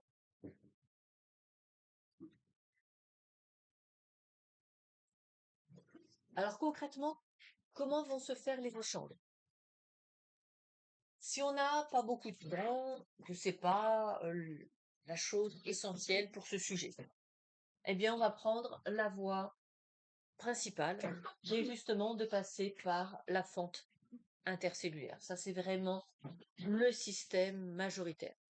Donc la sortie du liquide à partir du sang, c'est ce qu'on va appeler la filtration, parce que ça filtre comme une passoire. Hein, tout ce qui est plus petit que 4 nanomètres, ça sort. Et puis la réabsorption, bah, ce sera le mouvement dans l'autre sens quand la lymphe interstitielle repasse à l'intérieur du sang. Donc filtration pour la sortie, réabsorption pour l'entrée. Donc là, c'est complètement passif. Le seul critère, c'est le critère de taille. Est-ce que ça passe par la fente intercellulaire ou pas? C'est tout. Pour les gaz, ils passent directement à travers les membranes. Les molécules très, très hydrophobes, mais simples, comme les stéroïdes par exemple, ça passe aussi. Donc là, ça passe directement à travers les membranes et on est toujours sur du système de diffusion simple. Donc la voie paracellulaire, c'est pas de la diffusion simple, hein, c'est de la convection. C'est le liquide qui sort et le liquide qui rentre. Des phénomènes de convection. Il peut quand même y avoir un peu de contrôle, mais c'est assez limité. Donc il y a des systèmes de transport et de diffusion facilités, mais c'est relativement modéré. Par contre, un système important, c'est les assemblages macromoléculaires de lipides, les LDL, les HDL. Eux, ils ne peuvent sortir des capillaires que par transcytose parce qu'ils sont trop gros pour la fente, pour la voie paracellulaire, ils passent pas. Et donc là, il y a des systèmes d'endocytose d'un côté, une vésicule qui traverse le cytoplasme, le hyaloplasme, et qui fait une exocytose de l'autre côté. Donc, endocytose, déplacement, exocytose, ça s'appelle la transcytose. Ça traverse la cellule sans jamais rentrer en contact avec le contenu de la cellule. Donc, ça peut aller dans les deux sens.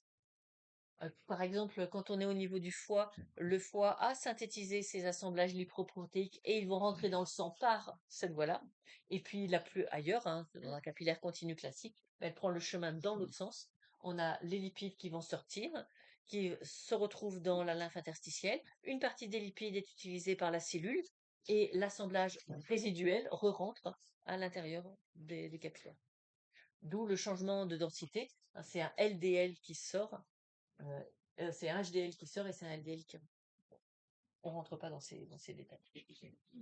Donc, si vous n'avez pas beaucoup de temps, convection par voie paracellulaire. C'est où la lymphe interstitielle? La lymphe interstitielle, c'est le liquide qu'il y a autour et entre les cellules.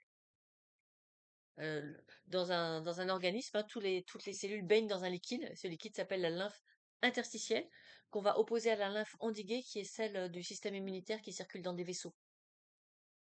Quand vous sentez vos ganglions, ça c'est de la lymphe endiguée. Le liquide, il est dans des ganglions, il est dans des vaisseaux, donc c'est endigué dans un circuit. La lymphe interstitielle, c'est tout ce qui baigne les cellules. Mais dans la lumière, les capillaires, là, tout ce qui est en bleu, c'est bien là où il y a le Oui. Donc on a dessiné une hématie et le plasma. Quand on parle de substances fondamentales, c'est pareil que maintenant. Substance fondamentale. Oh, ça sent son 19e siècle, ça. Tu parles de quoi pour la définition des conjonctifs? Non, la matrice, substance fondamentale, c'est le liquide dans la matrice extracellulaire. Alors, alors, la plupart du temps, ça doit être de la lymphe interstitielle, puisque ça baigne dedans. Mais ça peut devenir un petit peu différent quand on est sur des tissus qui sont en train de devenir des cartilages. À ce moment-là, effectivement, le liquide va changer de composition et ça va évoluer vers un cartilage puis vers de l'os. Je pense que c'est ça. Donc, les figures de transcytose qu'on avait vues en TP qu'il faut pouvoir réidentifier. Donc, repérez quand vous avez des figures d'endocytose d'un côté, d'exocytose de l'autre, des vésicules, et que par ailleurs, vous suspectez très fortement un endothélium, eh bien, vous allez nommer ça de la transcytose. Et donc là, on voit la fameuse fente paracellulaire. La cellule se replie sur elle-même, mais ici, on n'a pas deux membranes collées, des jonctions serrées, comme ce serait le cas dans le cerveau. On voit au contraire qu'il y a un petit espace. Et donc, le plasma, il peut sortir par cet espace intercellulaire. Alors, c'est pas une seule cellule qui constitue un capillaire sur 1 millimètre, c'est pas possible. Hein. C'est de nombreuses cellules endothéliales qui se succèdent les unes après les autres. Et entre deux cellules endothéliales, il y a aussi ces mêmes espaces, ces mêmes fentes de 4 nanomètres.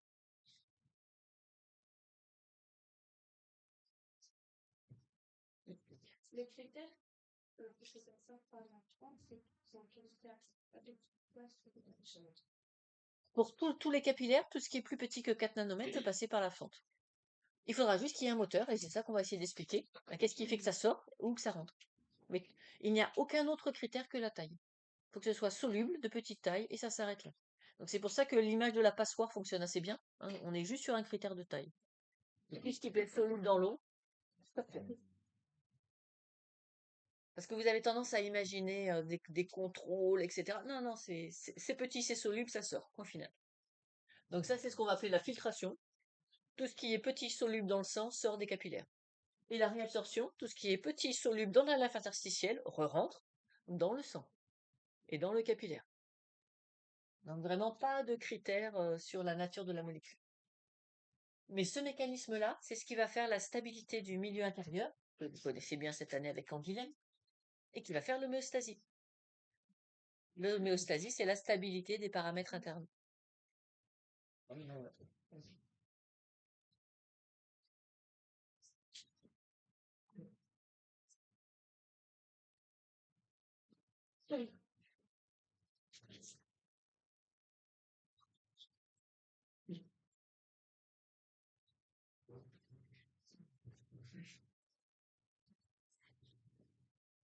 Donc l'homéostasie, c'est une idée développée par Claude Bernard, disant que, a priori, il semble que les paramètres du corps soient stables dans les différents liquides internes.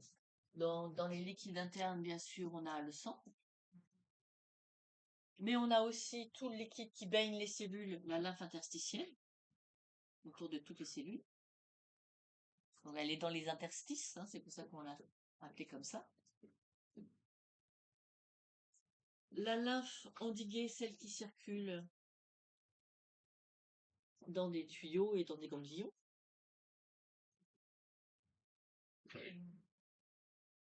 Mais aussi dans le liquide cérébrospinal.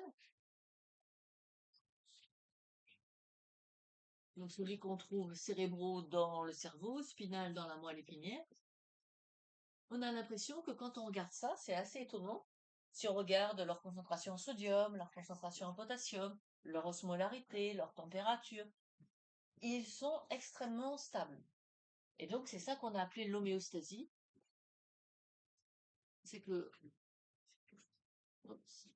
on a vraiment quelque chose de stable. Par exemple, la concentration en glucose, qui est contrôlée, la concentration en sodium, la concentration en potassium. Je crois que vous comprenez maintenant pourquoi la concentration en potassium est importante, hein. Vous allez changer tous les potentiels de repos si on n'a pas ça qui est vraiment stable. Et puis tout un tas d'autres paramètres. Donc la température pour les oiseaux et les mammifères qui sont des homéothermes. Comment c'est possible de contrôler tout ça? Ben en fait, en contrôlant le sang, on contrôle tout. Parce que le sang crée la lymphe interstitielle. La lymphe interstitielle va produire la lymphe endiguée qui va retourner au sang. Et le sang crée le liquide cérébrospinal qui se retrouve aussi au sang. Donc finalement, en contrôlant le sang, on contrôle tout. Et donc finalement, le seul élément stable, c'est le sang. En contrôlant le sang, tous les autres fluides du corps sont tous contrôlés et sont tous stables. Donc nous, on va pas s'intéresser tellement aux zones, on va s'intéresser surtout à la façon dont le sang forme la lymphe interstitielle et comment la lymphe interstitielle, j'ai oublié une flèche, retourne au sang. Nous, on va s'intéresser juste à ces deux-là. Pourquoi on s'intéresse pas à la lymphe endiguée? C'est parce que ça, c'est l'immunité. L'immunité, c'est pas notre programme. Et le fonctionnement détaillé du cerveau, c'est pas notre programme non plus. C'est quoi le critère? Température. Concentration de température. Non. C'est température.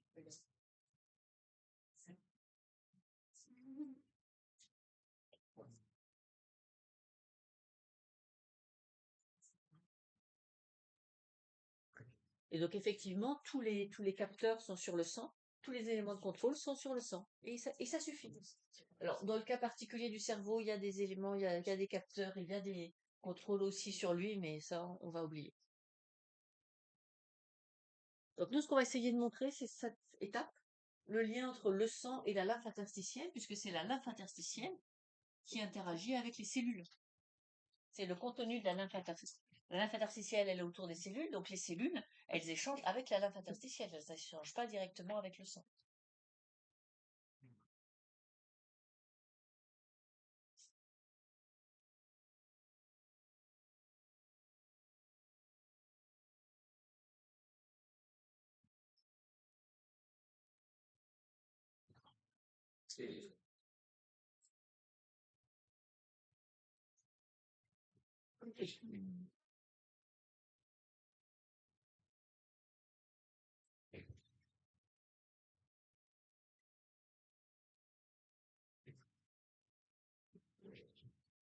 Donc on va justifier ce qu'on a fait sur le schéma, à savoir qu'à l'entrée d'un capillaire, les petites molécules solubles sortent du capillaire. À l'extrémité du capillaire, les petites molécules solubles rentrent dans le capillaire.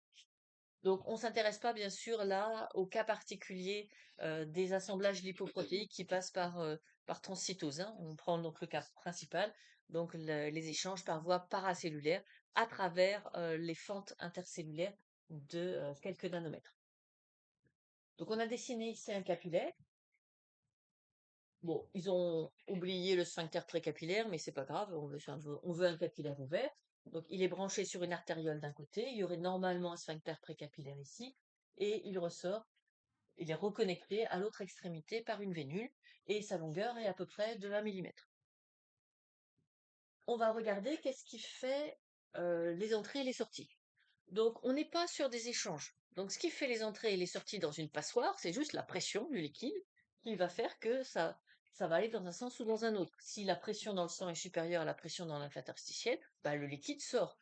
Si la pression dans la lymphe interstitielle est supérieure à la pression dans le sang, le liquide rentre. On est sur des phénomènes de convection, donc notre moteur n'est qu'une différence de pression. Reste à savoir ce qui fait la pression. Donc, bien sûr, il y a une composante physique.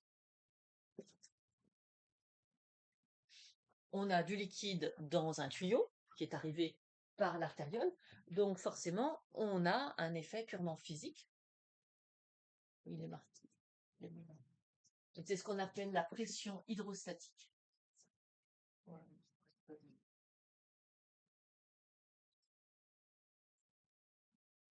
Donc ça, c'est Poiseuille, hein. On a fait circuler du liquide dans un tuyau, donc il arrive à une certaine pression. Il va circuler le long de ce tuyau, qui est très petit, qui est entre 4 et 16 micromètres de diamètre. Or, on sait qu'avec Poiseuille, on a un amortissement de la pression qui est proportionnel au rayon à la puissance 4. Donc, cette composante physique, elle va chuter lors de la traversée de 1 millimètre d'un capillaire aussi fin. Donc, c'est celle qu'on a présentée ici, entre le début et la fin du capillaire. La composante physique, elle chute, hein, tout simplement parce que on a un rayon très très faible et que Poiseuille, c'est le rayon à la puissance 4. Seulement, c'est pas de l'eau qu'on a mis dans un tuyau, c'est du sang. Donc, il va y avoir une composante chimique. Cette composante chimique, elle est due aux protéines qui sont présentes dans le sang et aux cellules, hein. Ni les protéines ni les cellules ne peuvent sortir. Donc ça, c'est ce qu'on appelle la pression ocotique. C'est la pression des protéines et des cellules sanguines.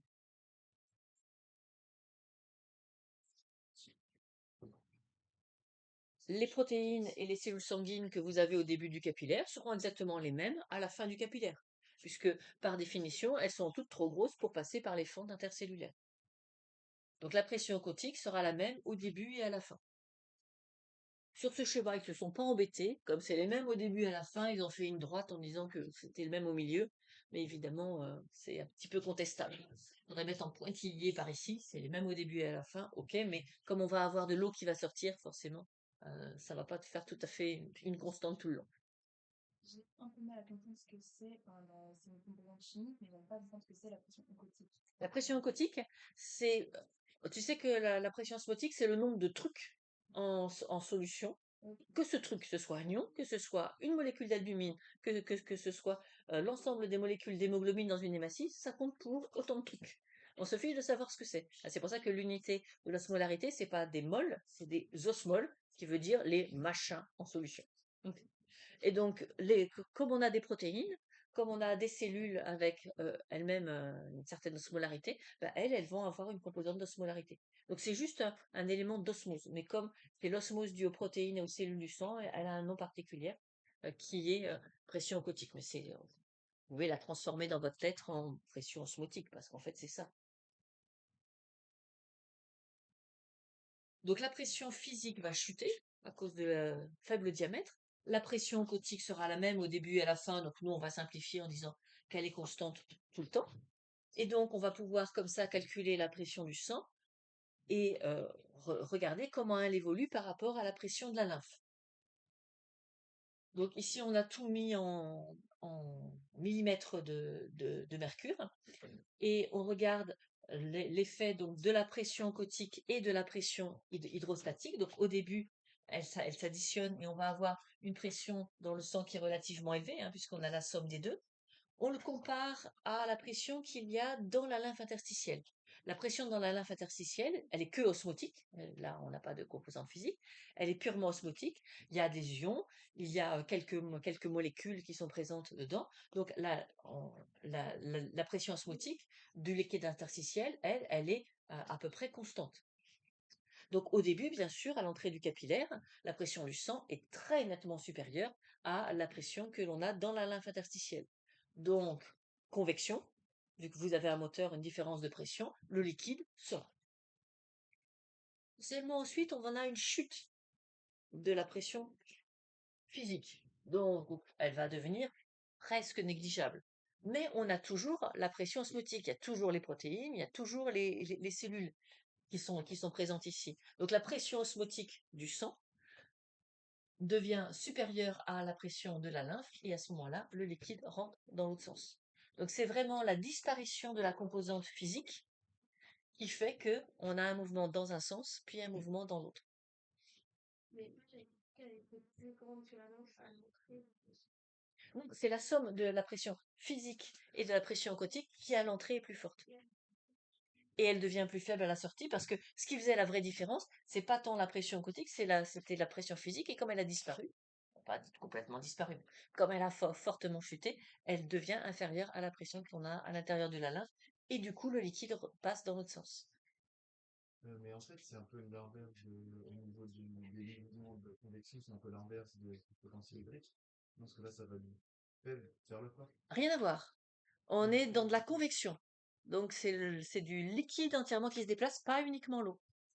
Potentiel hydrique, c'est le déplacement de l'eau, exclusivement de l'eau. Là, c'est vraiment, tu mets des pompes et c'est tout le liquide, peu importe ce qu'il y a dedans, tout le liquide qui se déplace. Ouais, donc, la pression aquatique, elle reste constante parce s'il y a des transferts justement de. Justement, c'est pour ça que j'ai dit que c'était un peu négligeable, un peu critiquable. C'est la même au début et à la fin, mais comme il y a des mouvements d'eau, ici on devrait mettre en pointillé, et ils ont simplifié, mais elle est la même seulement au début et à la fin, puisque effectivement tous les mouvements d'eau vont forcément faire que la concentration apparente va changer. Ça, c'est vraiment pour simplifier les choses qu'on trace une droite pour pas s'embêter. Mais si vous le faites, personne vous critiquera. Moi, je mettrais plutôt en pointillé ici la pression ocotique soi-disant constante, parce qu'évidemment on sait qu'elle peut pas l'être.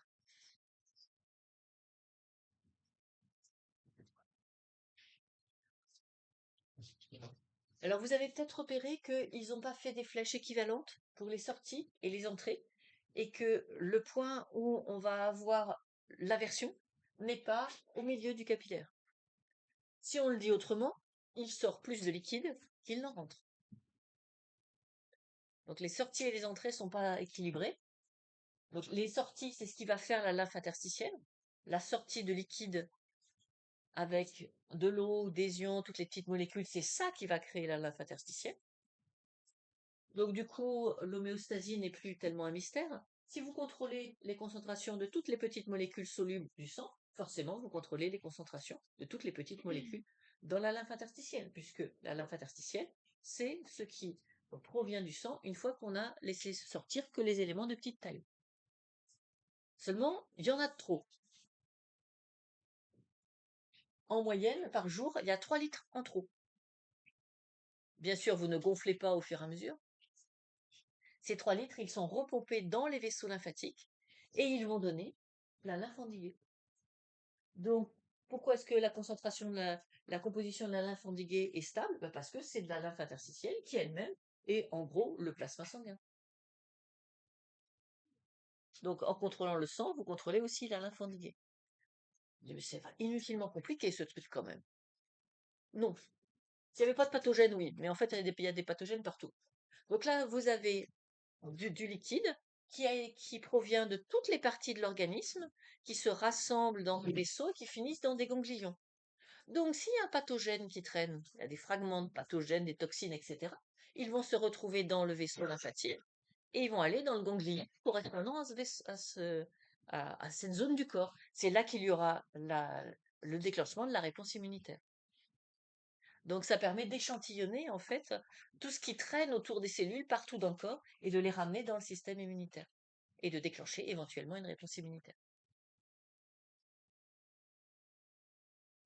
Donc, question, le delta P, c'est entre l'extérieur et l'intérieur du vaisseau ou c'est au début? Je me dis que l'action. Là, Oui, pardon. ça, c'est ce qu'on appelle la pression nette de filtration. Donc, on va additionner les deux composants du sang. On va soustraire aux pressions de la lymphe interstitielle et on va regarder si on a quelque chose de positif, c'est que la pression du sang est supérieure à celle de la lymphe interstitielle, donc forcément ça sort. Et là, au contraire, quand on fait la différence, on a une valeur négative.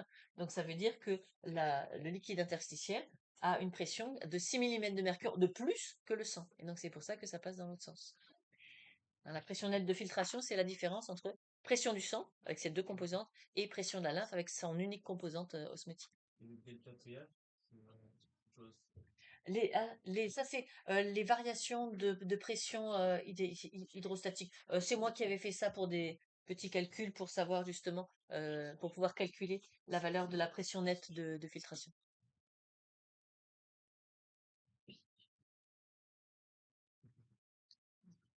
Donc, quand tout se passe bien, l'excès de liquide passe dans la lymphe interstitielle et permet finalement d'activer ou pas le système immunitaire. Mais il y a des situations où justement on va avoir des perturbations de ce système de filtration et de réabsorption. Et quand le liquide, s'accumule, c'est ce qu'on va appeler des œdèmes. Les œdèmes, c'est un excès de liquide, en fait, un excès de lymphe interstitielle. Donc très souvent, les réactions inflammatoires vont changer la pression osmotique, donc la pression osmotique de la lymphe interstitielle. Et donc, si vous changez la pression osmotique de la lymphe interstitielle, à ce moment-là, eh bien, forcément, on va avoir plus d'eau qui va sortir et qui va rester, hein, il y en a moins qui va pouvoir re-rentrer dans la dernière partie du capillaire parce que la pression dans la lymphe interstitielle aura augmenté. Et pourquoi ça augmente lors des réactions inflammatoires? C'est que les réactions inflammatoires produisent beaucoup de molécules, des interleukines, etc. On a aussi des cellules qui viennent, qui participent elles aussi à la pression osmotique. Donc vous avez beaucoup plus d'éléments en solution dans la lymphe interstitielle en cas d'inflammation. Et donc la pression de la lymphe interstitielle augmente et le retour est diminué, d'où le fait qu'on a une accumulation de liquide. Et ça, vous l'avez tous remarqué, vous vous coupez, ça chauffe, ça gonfle. Ça chauffe parce qu'on a une vasodilatation, ça gonfle parce qu'il y a un début de réaction immunitaire et que on a augmenté la pression de la lymphe interstitielle. Donc le retour, la réabsorption a diminué. C'est pour ça que ça gonfle. Et quand ça dégonfle, c'est un signe que justement la réaction immunitaire s'est calmée, donc la pression de la lymphe interstitielle est redevenue normale et la réabsorption va pouvoir se faire normalement. En fait, c'est quand ça, la pression interstitielle, non, la pression de la lymphe interstitielle augmente, ça veut dire qu'il y a plus d'échanges ou des échanges? J'ai du mal. Ça veut dire que le retour, donc il y aura beaucoup plus de filtration, mais il y aura beaucoup moins de réabsorption. Donc il va rester du liquide. Et c'est pour ça que ça gonfle. En cas de malnutrition, mais vraiment très sévère, hein, euh, le corps commence par attaquer les muscles squelettiques, puis ensuite le cœur, et seulement en dernier recours, l'albumine. Donc là, on se retrouve avec moins d'albumine. Donc si on a moins d'albumine, eh bien le sang est la lymphe le plasma est beaucoup moins retenu dans le sang, a tendance à beaucoup plus sortir puisque on va diminuer la pression gothique. J'avais compris l'inverse, que c'est quand la pression de la lymphe augmentait qu'il y avait beaucoup de réabsorption. Ah ben non, pour réabsorber, il faut que la pression dans le sang soit supérieure à celle de la lymphe pour que ça aille dans le sens de la lymphe vers le sang. Ah, c'est vraiment de la pure physique, hein.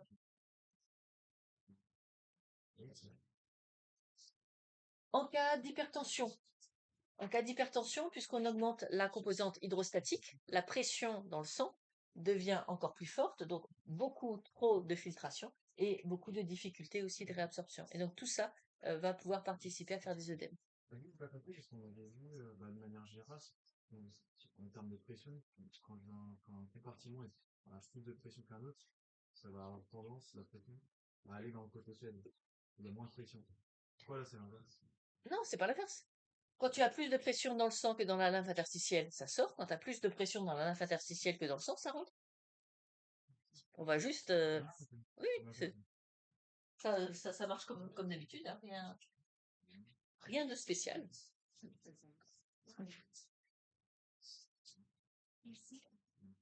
Donc ça, c'est juste un schéma pour vous montrer les sphincters précapillaires que nous avons déjà dessinés. Comment ça fonctionne avec un réseau de capillaires mieux dessiné que ce que j'ai fait. Donc, vous retrouvez la méta-artériole au centre, les sphincters précapillaires à l'entrée de tous les capillaires. Et bon, là, vraiment le cas extrême, où tout est fermé et où, du coup, ça ne passe que par la méta-artériole. Là aussi, un système complètement extrême où tous les capillaires, les sphincters précapillaires sont tous ouverts. La réalité est forcément entre les deux. Certains sphincters précapillaires fermés, d'autres sphincters précapillaires ouverts. Ces deux situations sont exagérées. Ça, ce serait la situation d'un muscle, mais là, on est vraiment en train de faire des performances sportives extraordinaires. Utilisant ce muscle-là, on est vraiment au maximum possible. Et là, ça peut être toujours en cas de sport extrême, mais à ce moment-là, on s'intéresse à l'intestin, et l'intestin, du coup, est très, très, très peu irrigué, voire dans les cas extrêmes, pas du tout, d'où toutes les complications qu'il peut y avoir pour le sport. Mais si vous voulez dessiner une situation standard, et c'est a priori ce qu'on attend de vous, faites pas ces deux cas extrêmes, ouvrez quelques sphincters péricapillaires, de façon à en avoir à peu près 25% qui soient ouverts sur votre schéma. Comme ça, ce sera assez représentatif. Eh bien, on continue demain.